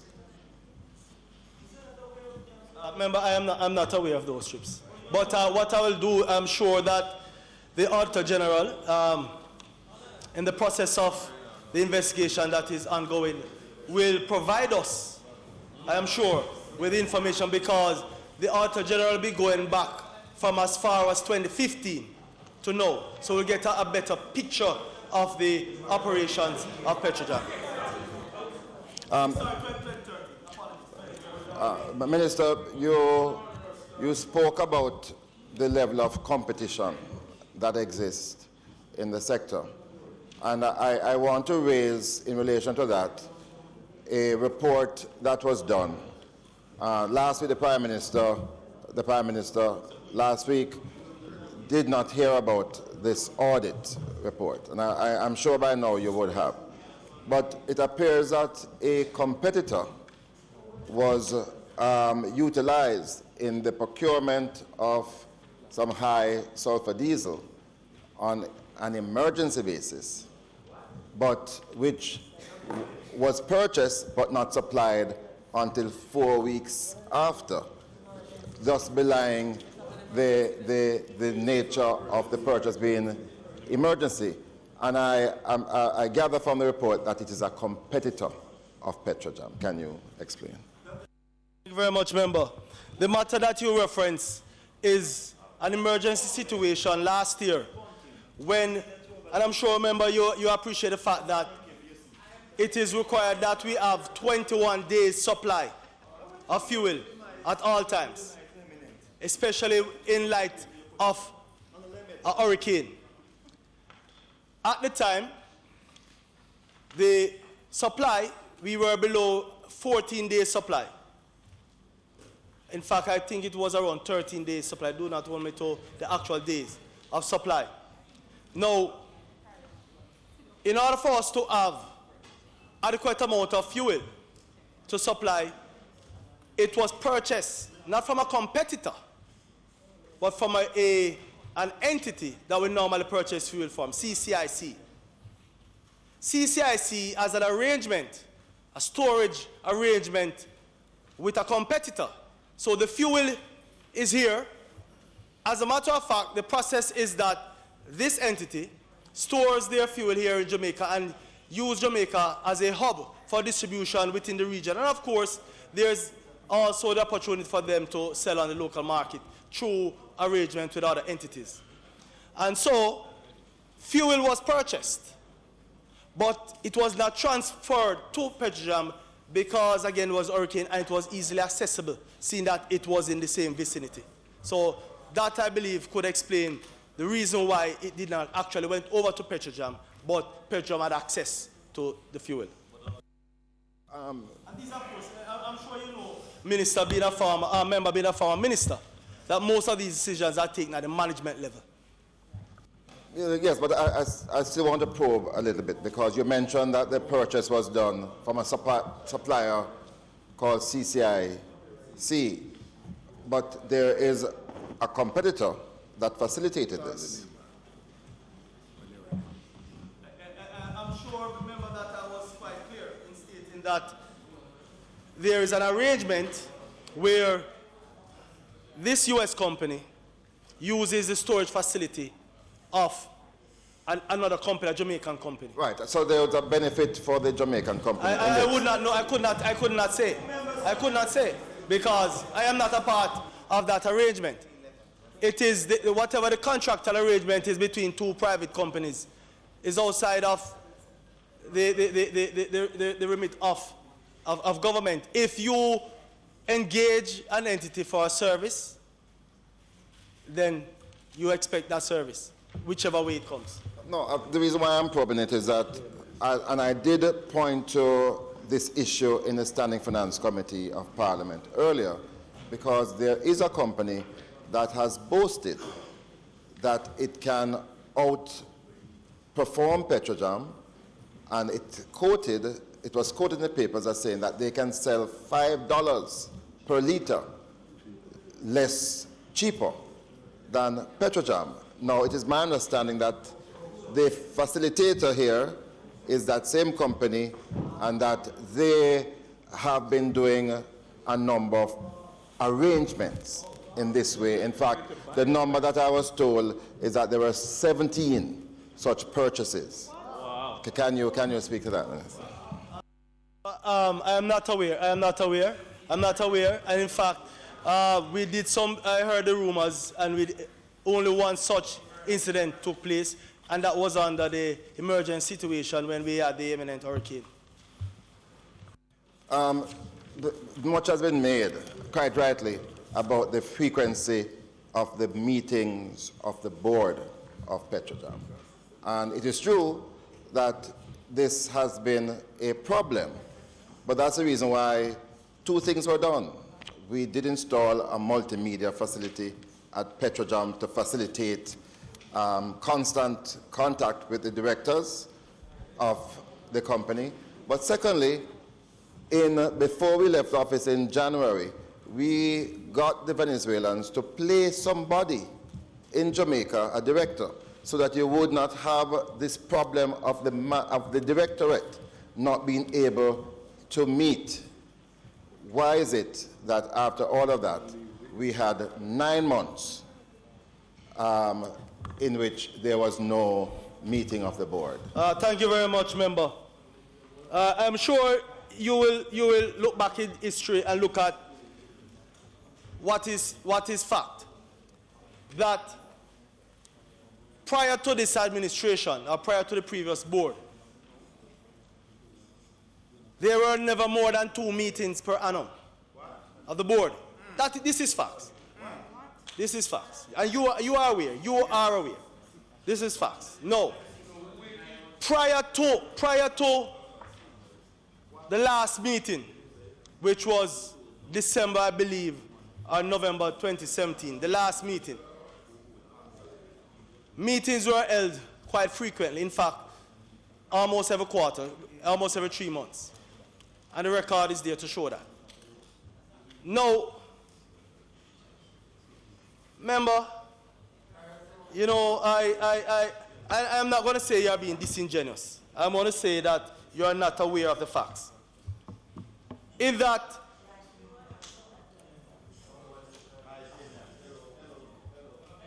in November 2016, or up to November 2016, the chairmanship of Petrojam resided with the Venezuelans. And as such, they had the chairman here. Petrojam had to accommodate that chairman while he was here. We had to provide all the accommodations, transportation. We had to maintain that chairman while he resided here. In November of 2016, the chairmanship reverted to Jamaica. The Venezuelans pulled their representative back to PDVSA, Venezuela. That is fact, because we have it on the record. When the chairmanship reverted to Jamaica, they pulled, that was 2016, November 2016, they pulled their representative back to Venezuela. As it relates to the frequency of meetings, I am sure the member will recall an executive order that was issued by President Donald Trump in August of 2017. And one can appreciate the difficulties that Petrojam has been facing since that executive order. Irrespective of the utterances that you have made in the media, it is because of the dedicated service and work of members of the ministry's team, Ministry of Foreign Affairs and Foreign Trade, the State Department, allow me, and the local U.S. Embassy, to ensure that despite different interpretations as it relates to the executive order, that we were able to conduct business, be able to transact business, and be able to supply fuel to the motoring public. As a result of that executive order, in fact,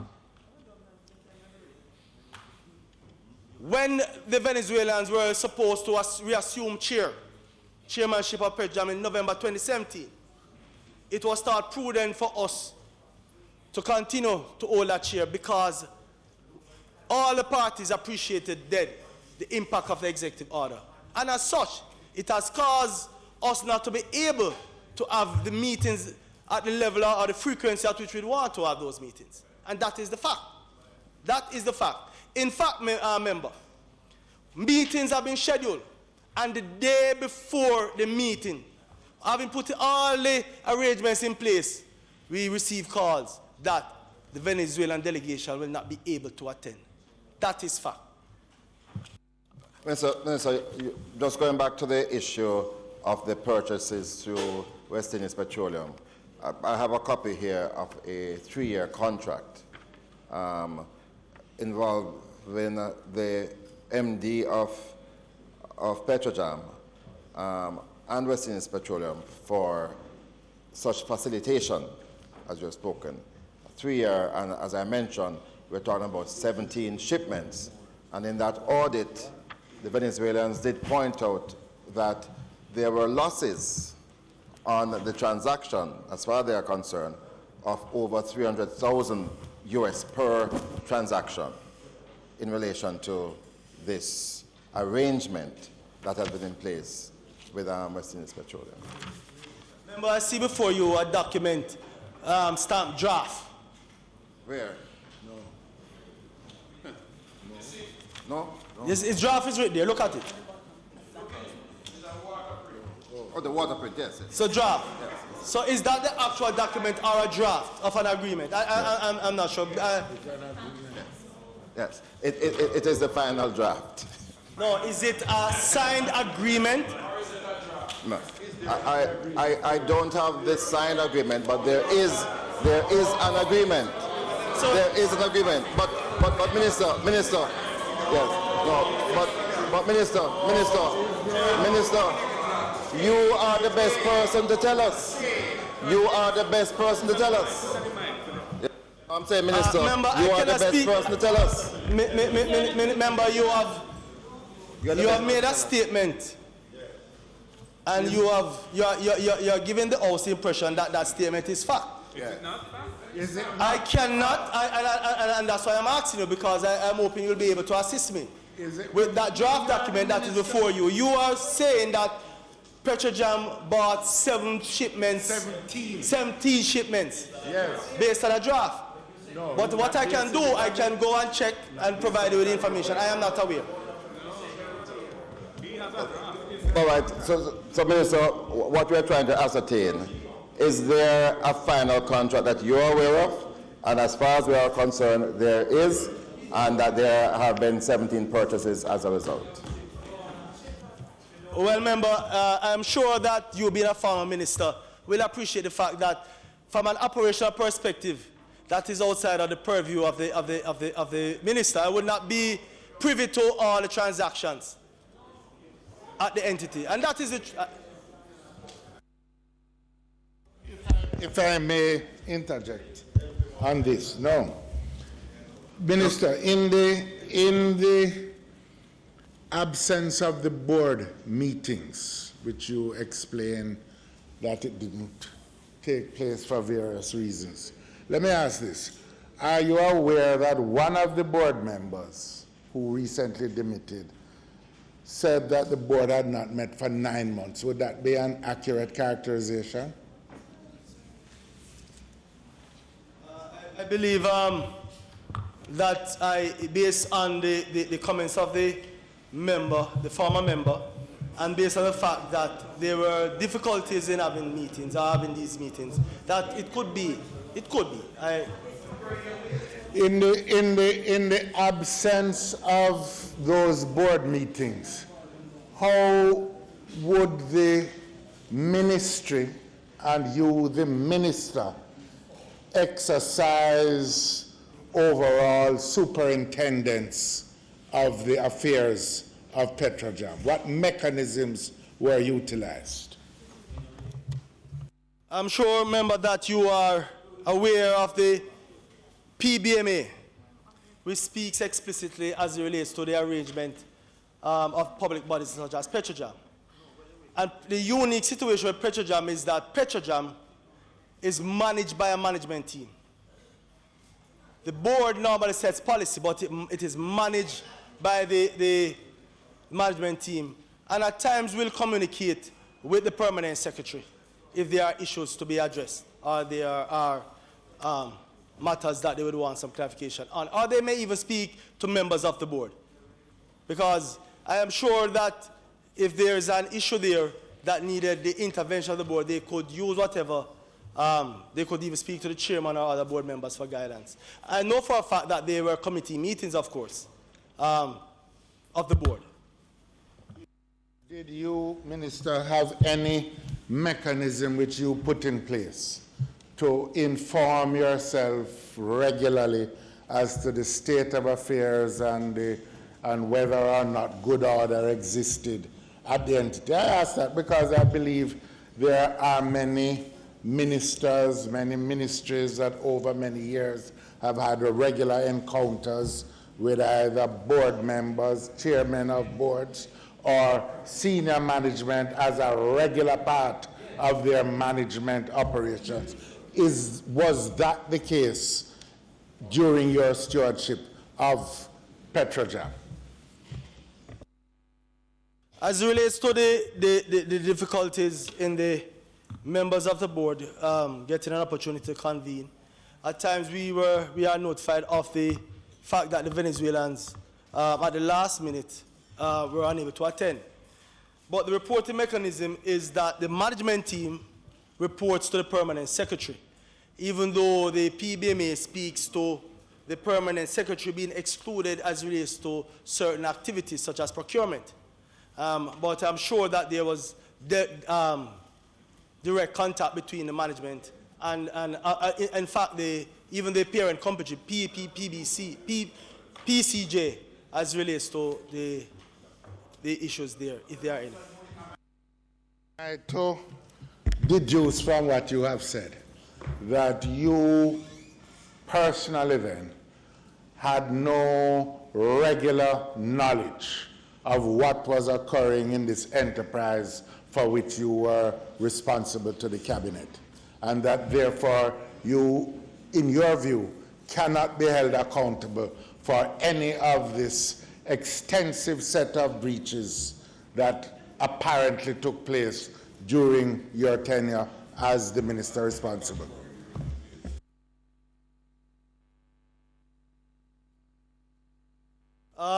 Member, as it relates to meetings with the management, we, as it relates to the reporting relationship, they report regularly to the permanent secretary. As it relates to policy, we ensure through routine meetings, because in fact we had meetings relating to the RUP, that the policy as set out by the government of Jamaica, especially as it relates to the RUP, that we were on track with that. So effectively then you're saying that any breach that occurred, the hiring of the HR managers, the construction of the walls, the 70% procurement on the basis of emergency procurement, all of that, you were not aware of it and bear no responsibility whatever from your point of view for any of that mismanagement and bad order. Member, I think you're confusing administrative responsibility with policy.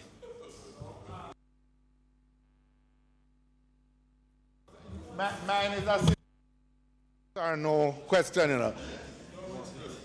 No, it's simple. Do you accept yourself any responsibility whatever for the state of affairs that apparently existed in an agency for which you were the ultimate person responsible for oversight? Policy, yes, but to oversee and ensure that good order was maintained.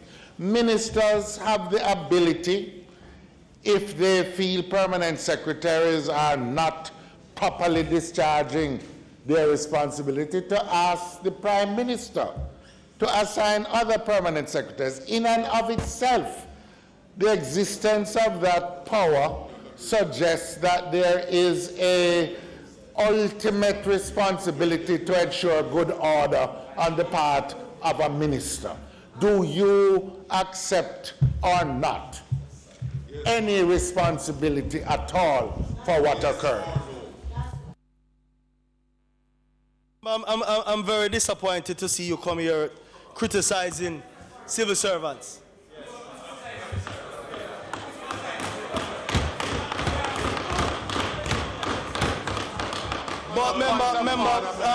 Mr. Speaker, Mr. Speaker, on a point Mr. Speaker, Dr. Wheatley. Mr. Speaker, I think, Mr. Speaker, on a point of Dr. order. Phillips, hold a minute. Let him. Dr. Wheatley. On a point of order, the State member your is point of order. misleading the State your House. point. I have criticized no civil servant. I have simply said that the fact that a minister can appeal to a prime minister to reassign a permanent secretary is an indication of the fact that ministers have historically borne some responsibility and accepted responsibility for the good order of affairs. And if they feel a permanent secretary is not managing, they can do so. To the contrary, if ministers bear responsibility and accept responsibility as the ultimate superintendent of affairs in their ministry and things go awry, they should resign. That's the honorable thing to do.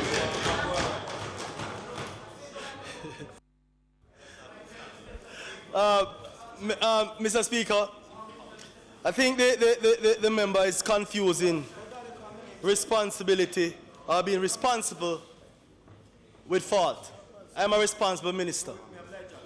I am a responsible minister, Mr. Speaker. And I must use the opportunity to indicate that as a minister, even though I am a responsible minister, we have to be very careful of ministerial overreach.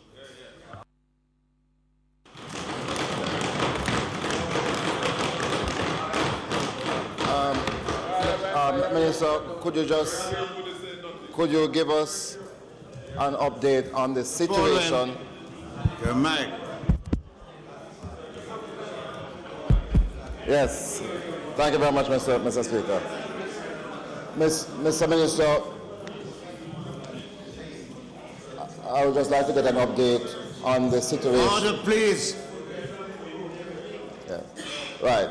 We have been hearing that senior managers at Petrojam, since the change of board, have been moved or fired, etc. We have just been notified that the current managing director will not be attending the PAAC meeting tomorrow, having gotten notice of 3 weeks to attend. We have just gotten a letter from the company that he will not be present. Can you give us an update on the status of the managing director of Petrojam? I know the board met yesterday, or at least the Jamaican representatives on the board met yesterday. I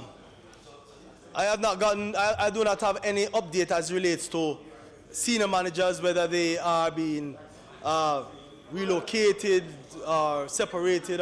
I do not have any. I have not gotten a report from the board, but I'm sure that the minister who will be in charge of the entity will be in a position to do so shortly. Just two final questions, Minister. And just to clarify questions 1 and 2, because you mentioned about the vacuum, the VDU project. But in the first question, you refer to a period before you in relation to the Chinese bids. Is it that the Chinese were bidding on the full upgrade project and not the vacuum distillation project? Chinese were bidding on the overall RUP, the full upgrade of the refinery. But again, member, as I'm sure you are aware, based on the cost and seeing that we are having some level of financial difficulty, but as it relates of relevant support from our partners, and bearing in mind the critical importance of the refinery upgrade to our energy security, especially being able to meet the standards that will come into effect in January 2020, that the VDU was the first phase, was defined as the first phase, which would allow us to meet the IMO standard for 2020, but also afford us the opportunity to provide other products such as asphalt, not only for local use, but also for export within the region. The Prime Minister has spoken about the sale of the refinery. What is it that we are seeking to sell?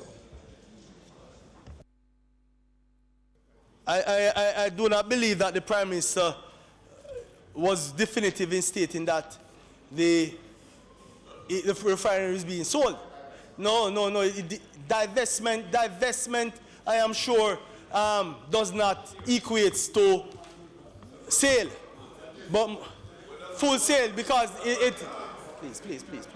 please, man, nothing from the penny section today. We are very, very cognizant of the fact that the refinery is critical to Jamaica's energy security.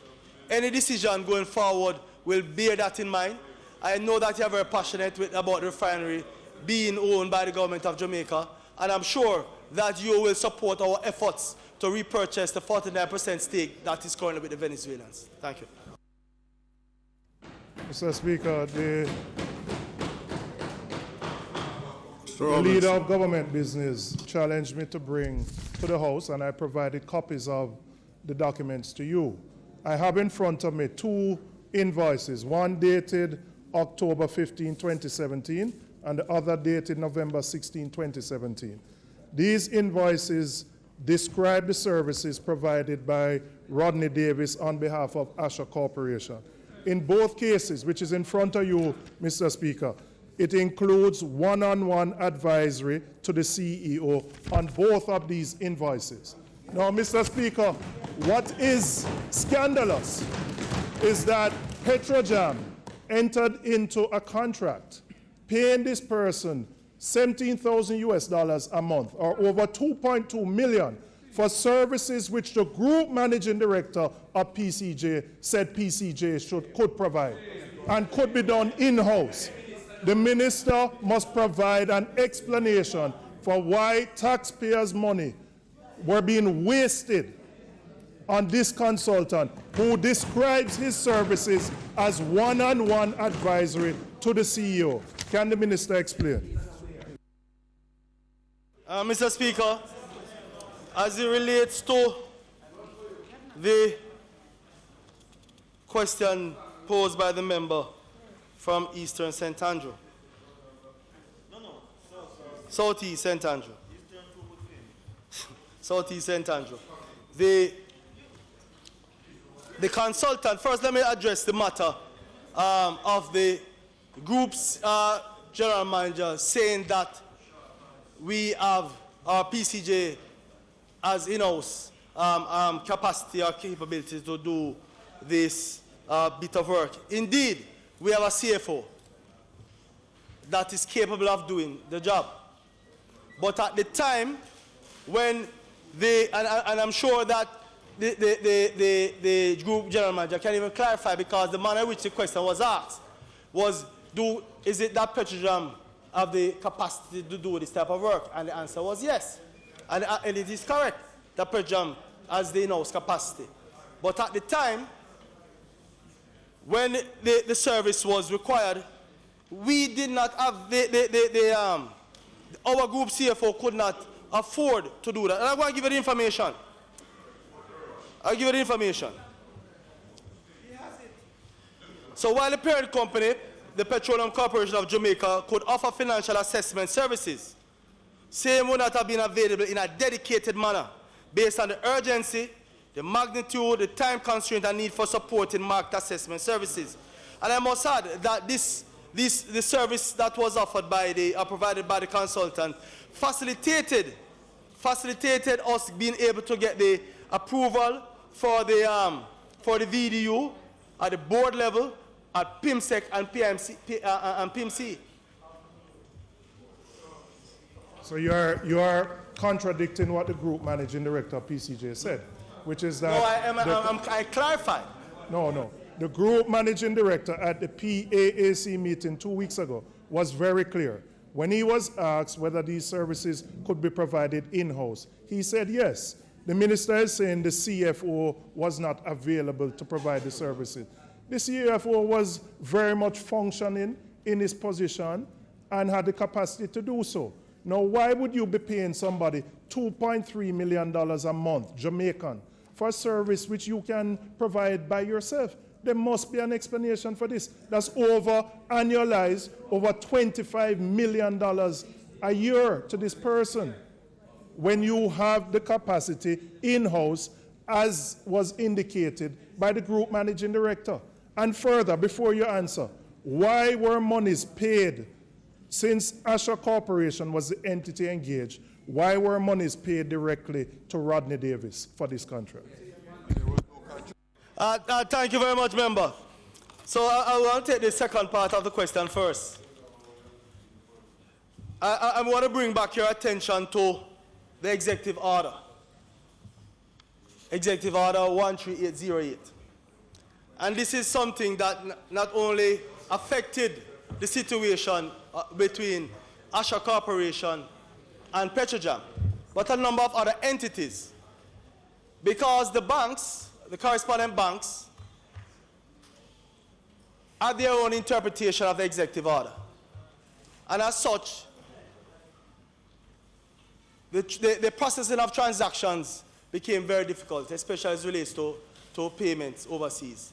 And I think someone here made mention of the fact that Asha Corporation is a Canadian company. So the company instructed Petrojam to make the payment locally in the name of the Rodney Davis. But member, I believe that we all welcome the intervention of the Auditor General, and I'm sure that all these questions will be answered when the Auditor General completes her investigation. I think that is the member is the appropriate approach at this time.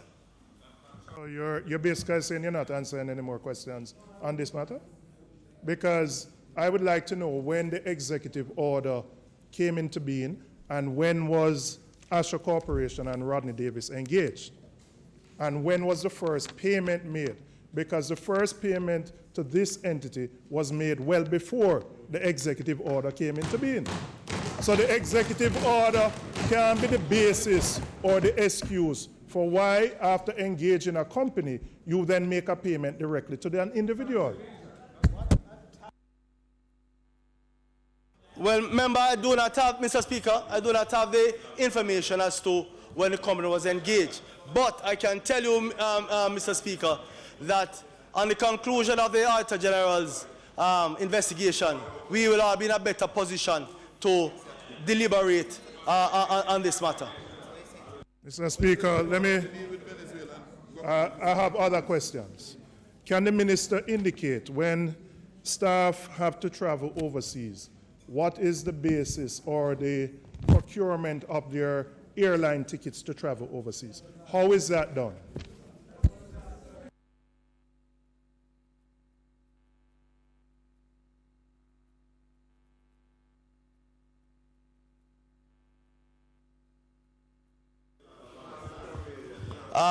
Mr. Speaker, as relates to the travel of staff, I would assume that permission must be sought from the management, and if I am not sure of the process, if the permanent secretary needs to approve the travel of the staff, but I know that Petrojam falls under the PBMA, and as such the regulations that governs that entity is management. I'm advised that it is management that would normally approve. Mr.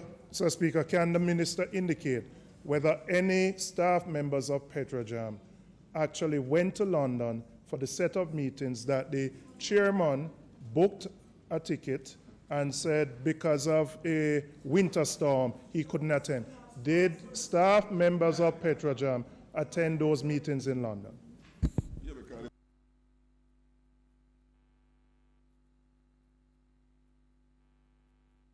I do not have that information, member. Mr. Speaker, since the minister doesn't have the information. Members of Petrojam staff went to the meeting in London. Their travel was booked by Petrojam. The former chairman of the board, on 2 occasions, not one, undertook on his own to pay for tickets in breach of all kinds of government regulations, sought reimbursements which were provided in breach of all kinds of government regulations. And he only sought to repay the poor taxpayers of this country $15,000 US because the opposition raised it. I assert it was a deliberate attempt by the former chairman it's a ruse to get money and to defraud the people of Jamaica. That's what it was. I have more questions. Can the minister indicate how the services of the PR production firm were procured, whether they were done through sole sourcing or whether they were done by a competitive bid?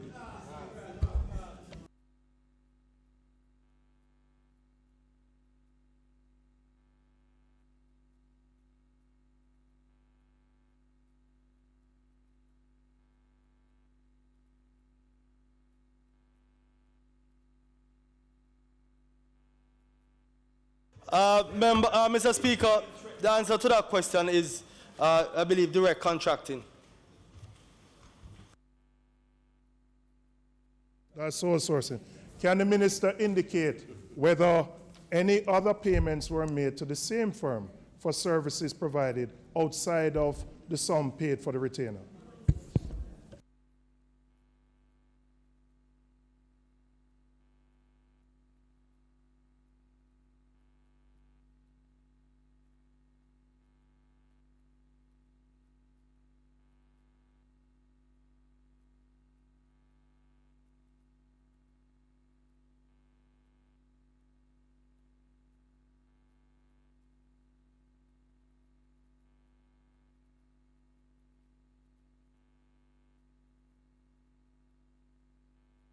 But I will check and provide you that information at a later date. Finally, Mr. Speaker, can the minister indicate whether there is any government guidelines as it relates to paying for the travel of a board member to come for meetings, to provide accommodation, and to provide car rental for a board member who resides outside of the country to come to board meetings in Jamaica? A Jamaican board member. I am not aware of the policy, if there's a policy, but I can say with certainty that Petrojam pays for directors, in particular the Venezuelan directors, and make necessary arrangements, accommodation, and transportation whenever there is a board meeting here in Jamaica. Mr. Speaker, it would be obvious for the non-resident directors, the Venezuelans, that such an arrangement would have to take place. I am talking about the Jamaican directors. Is there a guideline from the Ministry of Finance as it relates to paying for the travel, accommodation, and car rental for a board member to attend board meetings in Jamaica? Member, I am not aware of the policy, or if there's a policy, but that is something that as a government we will have to examine and develop a policy that will speak to that, especially as it relates to engaging persons from the diaspora. We are always seeking to get members of the diaspora to participate. And if it is a decision that we are going to take as a country that we do not want members of the diaspora to participate in governance, then we have to take that decision. We may also have to take a decision or develop a policy that speaks to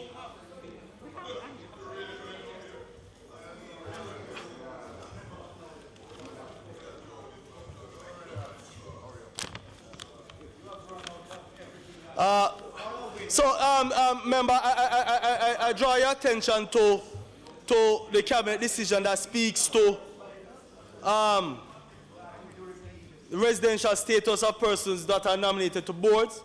That must be declared, and I believe, to be quite honest, that we have to develop a policy that speaks to this. This is something that, as a government, whether you're on the opposition side or the government side, we have to create a policy that speaks to the engagement of persons in the diaspora and how we will treat with such arrangements. Mr. Speaker, I just need a couple clarification because, yes, there are some answers given by the Minister which does not comport with some that we got at the PAC meeting. So I'd just like your clarification. In respect to question 3 regarding the turnover rate, you spoke about the level of engagement. You never elaborated on what that means. But what I recall, the Petrojam staff indicating that is the level of engagement between management and staff. That's what the engagement term referred to. So if I'm wrong, please clarify it, because you didn't elaborate on what that change, that increased engagement that you referred to. That's one. 2, in the last year, the turnover rate at Petrojam has been 10% compared to previous years where the average is 3 to 4 years. That's more than 3 times the turnover rate, which speaks to a very, very, very, very unstable employment environment. So I would like, Minister, if you could, 1, clarify about that engagement, because what I understood it to be from what the Petrojam staff told us, but you never gave an elaboration of it. So maybe you could help us with that. No, but they would have told you what the term is. And the next question, Minister, number 4, regarding the HR manager.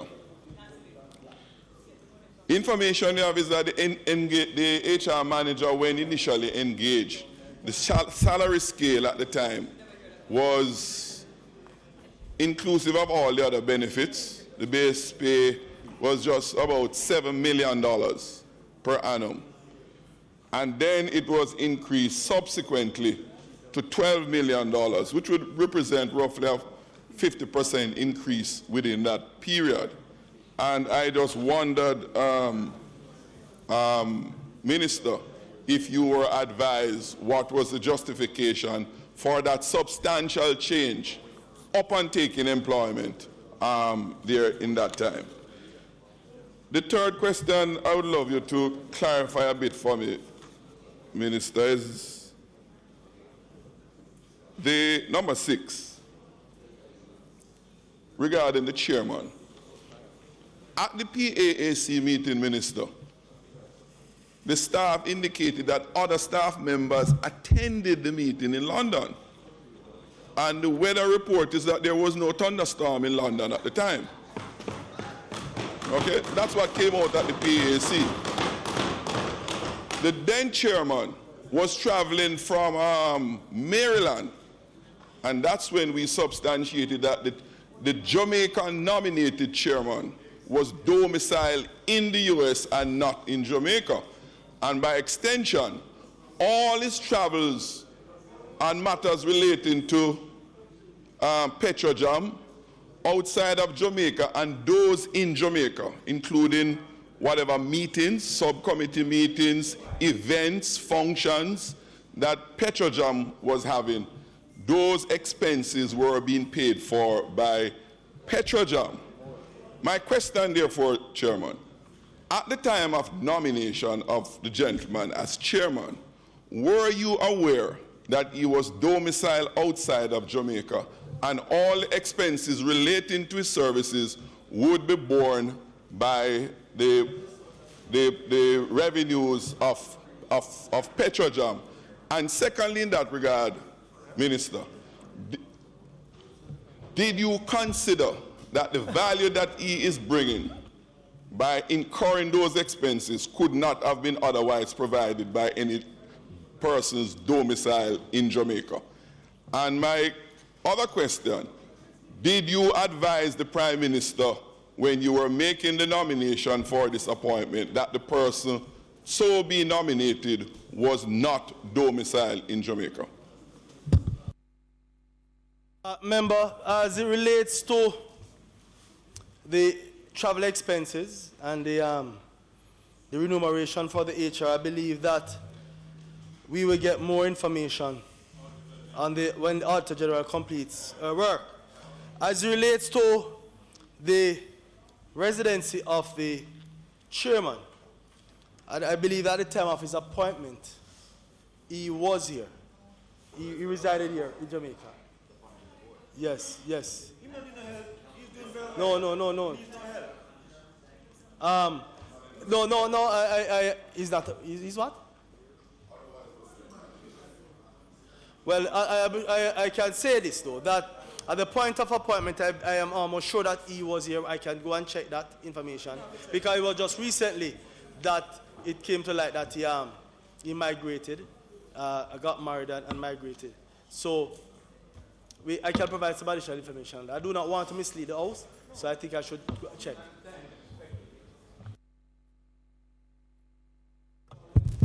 Mr. Speaker.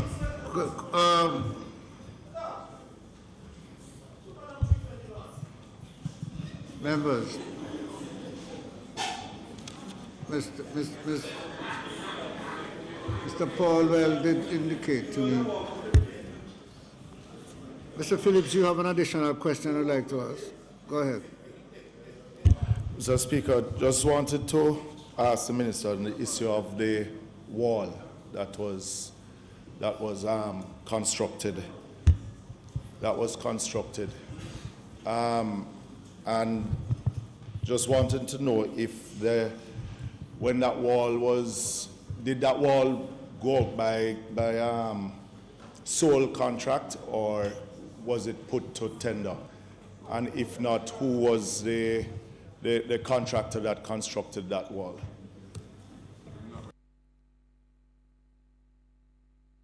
Dr. Wheatley.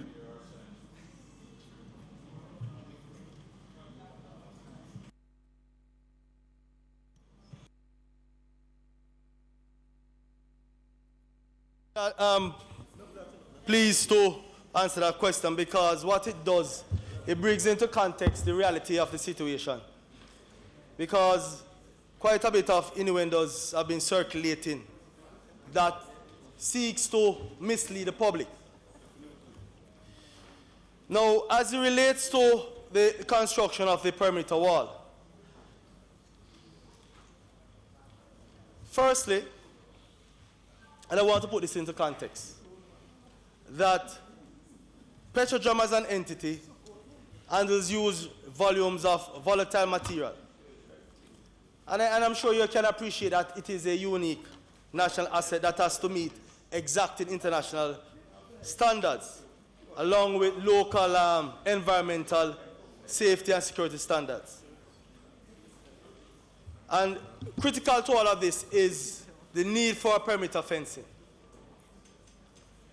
You will recall that, Mr. Speaker, that the upgrading of Marcus Garvey Drive was started, I believe, in 2016 or some time ago. Now, Mr. Speaker, Petrojam initially engaged the services of the National Work Agency to provide an estimate as it relates to the upgrading or the building of the fence in light of the work that was to be done on Marcus Garvey Drive. It took almost a year for the Petrojam to get an estimate. The estimate that was given came in at some $29 million. Now, that was 1 year after seeking the assistance of the National Work Agency to provide that estimate. During that period of time, work started on Marcus Garvey Drive. In fact, the work brought the height, the existing height of the new height of the fence to some 3 feet. In fact, because of the elevation of the road 2 motor vehicles ran off the road into Petrojam. We are very lucky that we didn't have any explosion, that they did not collide in any of the pipelines that runs parallel to the wall. Petrojam then, because of the need for them to get the wall in place for a number of reasons, security, and also to ensure that we maintain our international accreditation, being a port, that Petrojam did an estimate that came out to some $76 or so million. Now, they negotiated with because it was an emergency situation, negotiated with a contractor, and that work came out to some $90 million. Now, we must now look at the initial scope of work for $29 million and the final scope of work as relates to $90 million. First of all, the original scope of work was expanded to include some additional wall, 200 meters of wall. Also, addition of a ramp, addition of additional gate parts and services. But more importantly, when you look at the steel to be used, the initial estimate spoke to some 22,000 pounds of steel relative to the final amount of material, which is almost 4 times that, 72,000 pounds of steel. So you can get a feel of the situation. And so, in essence, the scope of work changed drastically. And it is out there. You can go and look at it out there. It is not something that is hidden. It is there. And so, the contractor that was selected, Construction Solution, and I'm sure that the member from East Kingston appreciates the fact that for any entity or any company to work on Petrojam, that there must be certain accreditation as relates to standards and safety and being able to operate within that volatile environment. And as such, bearing in mind the situation, that at the time, the management took a decision to select such a contractor to complete the work. Mr. Minister, because there is some contradiction there, because in the PAAC meeting,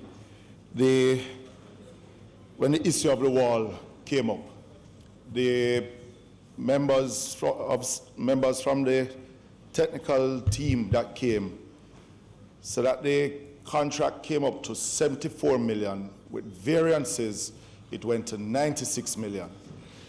When we asked them about if the variances would quantify bringing it up to 96, their response was that even with the variances, it shouldn't come to no more than about $84 to $85 million.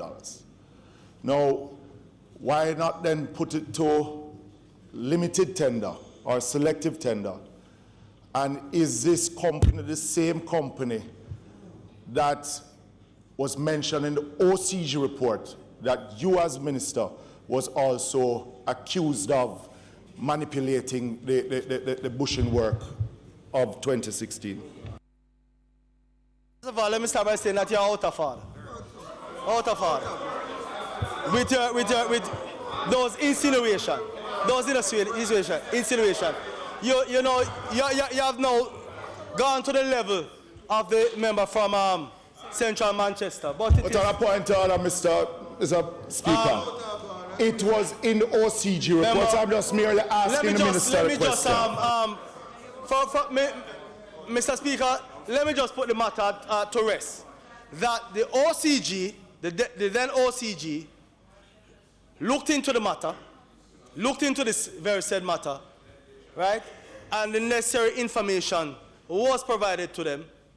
That was last year, and I believe that the entity wrote to them recently requesting a copy of the report. Mr. Samuel, Motions that may be made at the commencement of public business.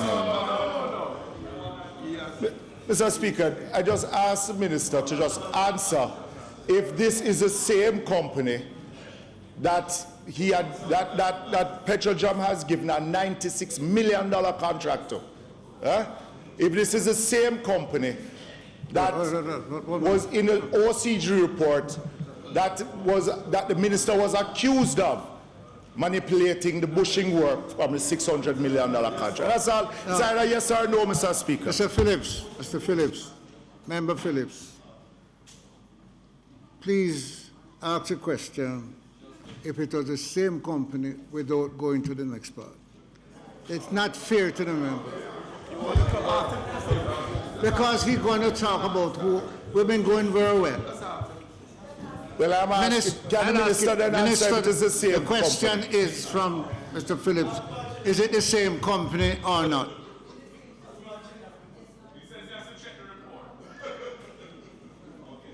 We have been on this for 3 hours.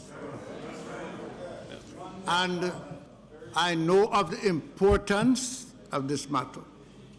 We have turned it into a debate rather than a question.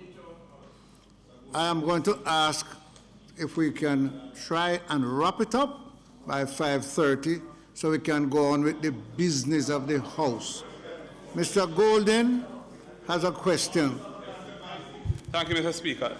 Minister, I have a question in relation to these payments under the contract with this Canadian company, Asha Financial Advisory, of 64 Bakersfield Street, Toronto, Canada. These payments of $17,000 monthly.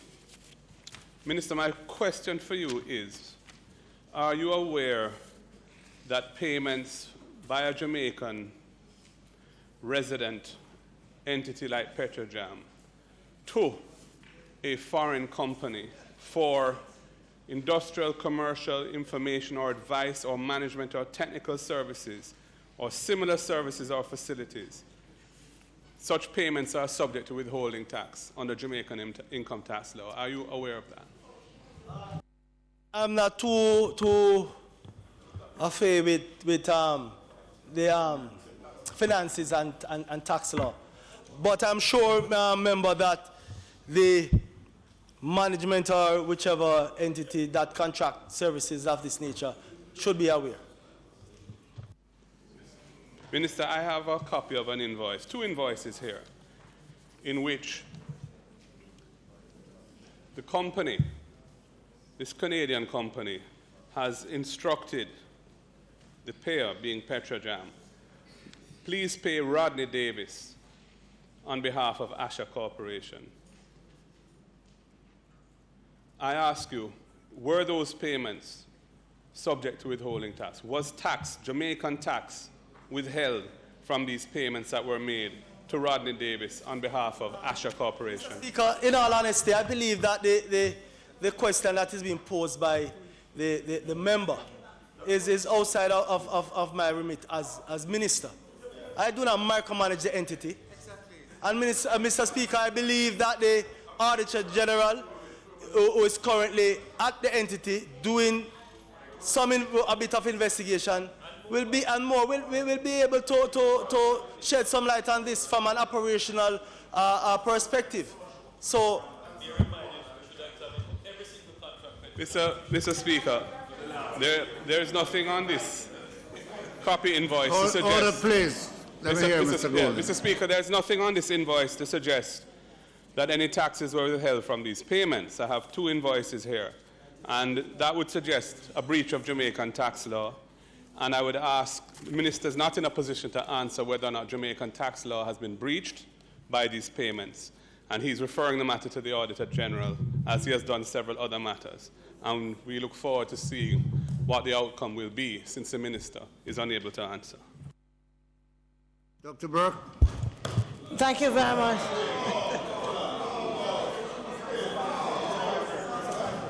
Dr. Burke. Thank you, Mr. Speaker. You may ask a question proceeding on what we're doing. Go right ahead. You indicate you want to seek clarification. Yes, Mr. Speaker. Go ahead. Mr. Speaker, I don't have a raft of questions. Order, please. Let me hear the lady.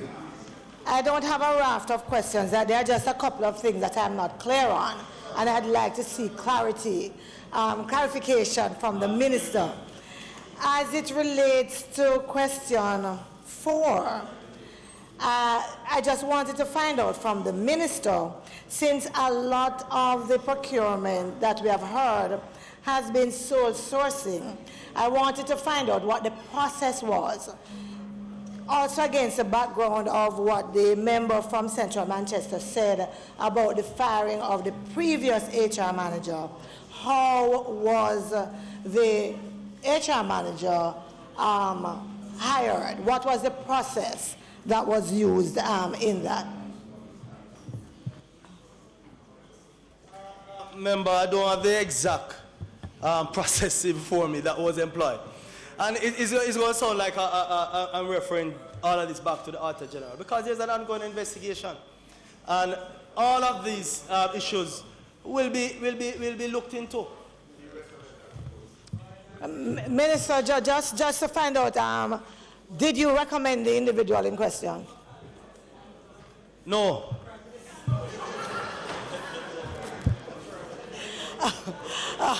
I'm pleased that at least you are aware of that. Mr. Speaker, there's another matter that I am not very clear on. The Prime Minister, when he spoke, in... Order, please.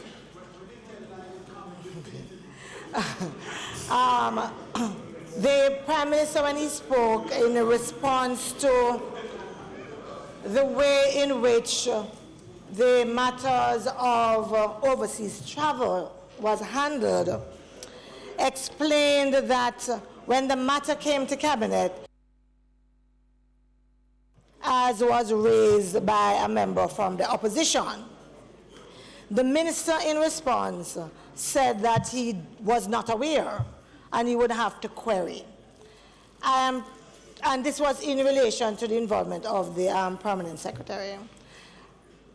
That has left me a little puzzled. It has left me puzzled because one would have expected that, given the kind of public attention that the matter has received, that by now this would have been something that the minister would have been interested in, and certainly in the reports given before Cabinet that he would have sought to advise himself. So I just wanted to find out. You had no interest in the matter, Minister, such that today you would say you are not aware of the processes used. You would still have to query.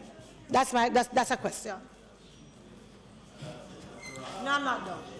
Mr. Speaker, you know, I do not want to mislead the House, you know, and so neither do I want to waste the time of the House. And so, Mr. Speaker, you know, the Prime Minister spoke to a policy coming out of Cabinet's deliberation yesterday, and I think it's a step in the right direction, and we look forward to the proper development of such a policy. Mr. Speaker, I believe that we are all very interested in the way forward. But I do believe that the questions that are being asked are not really so much around the way forward. We are seeking to understand what happened. And just to make sure we understand why that is of moment to us here in the House and individuals and Jamaicans around, is that here we have a minister with certain responsibility. The attitude that he takes to the work, the task that he has before him is important.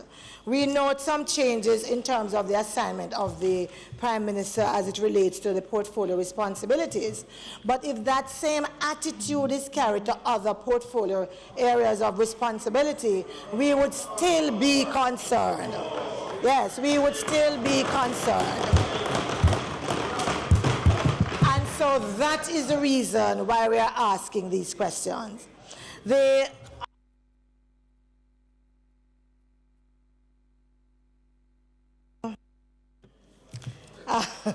Relates to question 8. Relates to question 8, which is around the consultant who advises the general manager and the response. How was that? And the response that was given by the minister. In the subsequent discussion and questions asked by other ministers, it seemed to have confirmed that there was indeed a consultant, and that in the scope of the activities that the consultant provided, that advice was in there. And I'm just wondering if, on reflection, the minister did not think it a little bit disingenuous in terms of the way in which the question was answered. Mr. Paulwell, could you table your question, please?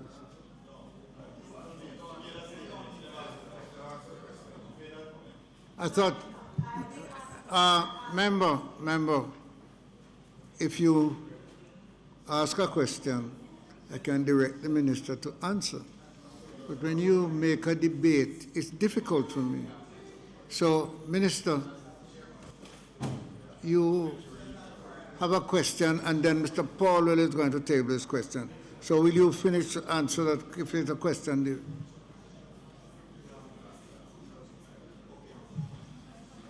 Thank you very much, Mr. Speaker. Still searching for the question.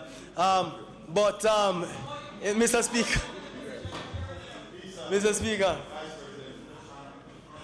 Speaker, I think as it relates to that consultant, I defer to the Auditor General who is doing the investigation, and I'm sure that we'll get more than enough information for us to see if there were any breaches and take necessary corrective measures.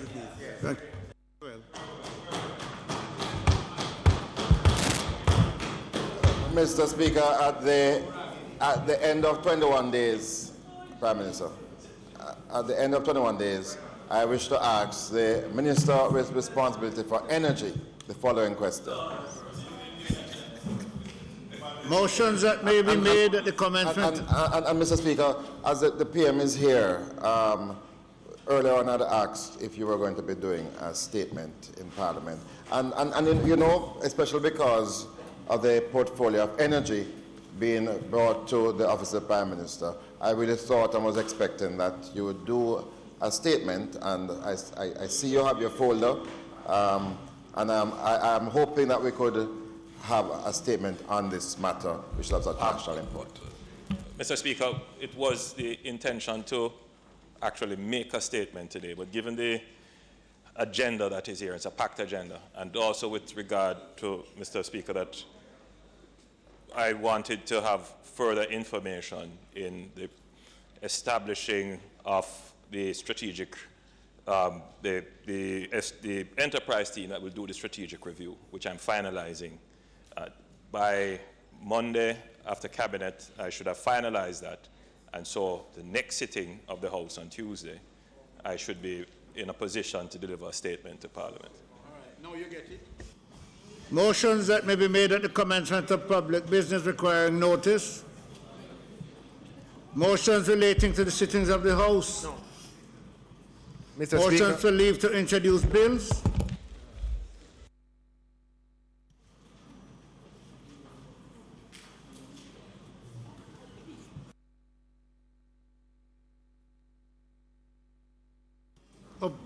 Presentation of bills without leave of the House first obtained. Public business. Mr. Speaker, I intend to take the Senate amendments to the Public Procurement Amendment Act 2018. Can I get the thing?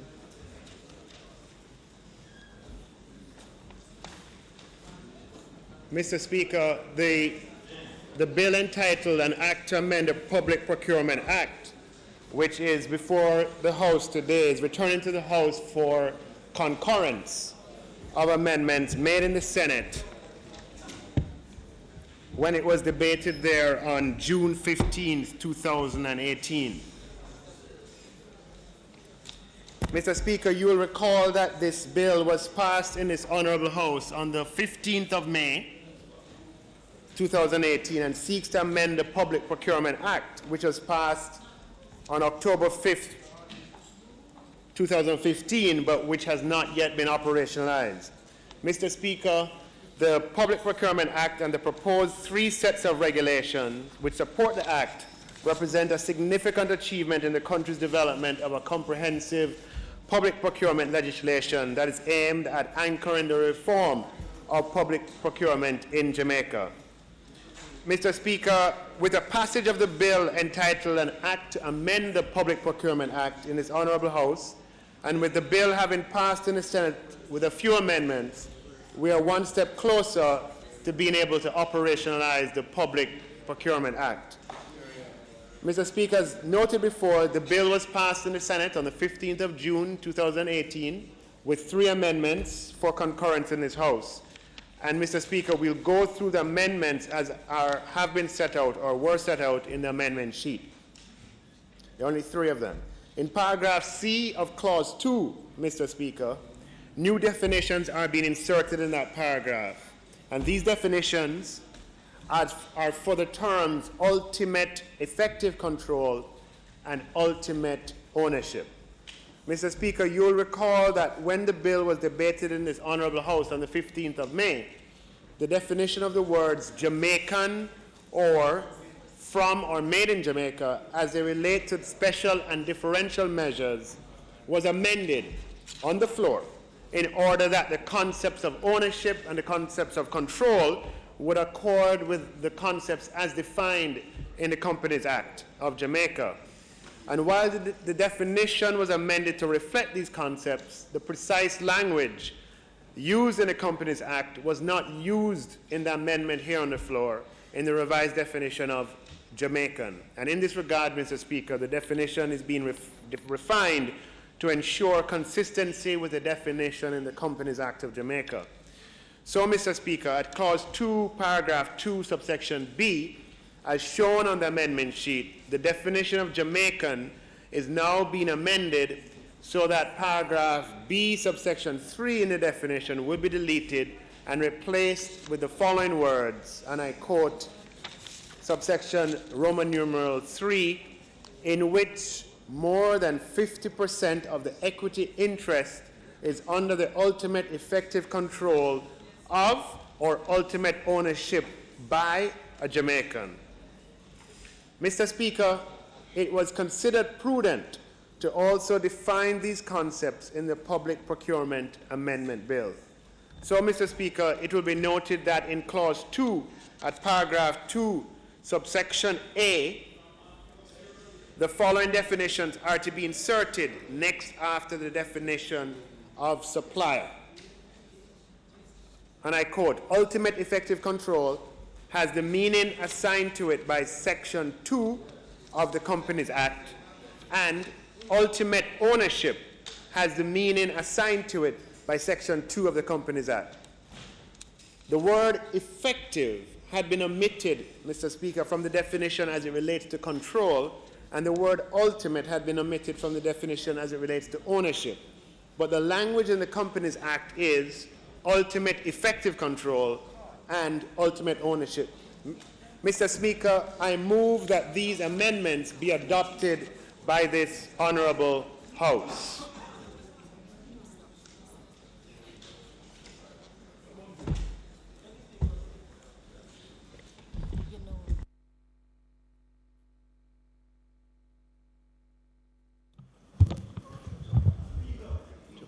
Those in favor? Mr. Speaker, I was just going to comment on behalf of my colleague who has responsibility for finance. He had, in fact, provided the minister with a set of recommended amendments, and I have been assured that those have been taken on board, and as such, we will therefore agree with the bill that is being proposed. Those in favor? Those against? The ayes have it. Mr. Speaker, I now ask that the Senate amendment to the Public Procurement Amendment Act 2018 as considered. We've done that, okay. I'm asking that it now be approved. Those in favor? Those against? The ayes have it. Mr. Speaker, I beg to seek your leave and that of members of this House for me to withdraw the resolution standing in my name at item 20 on the order of business.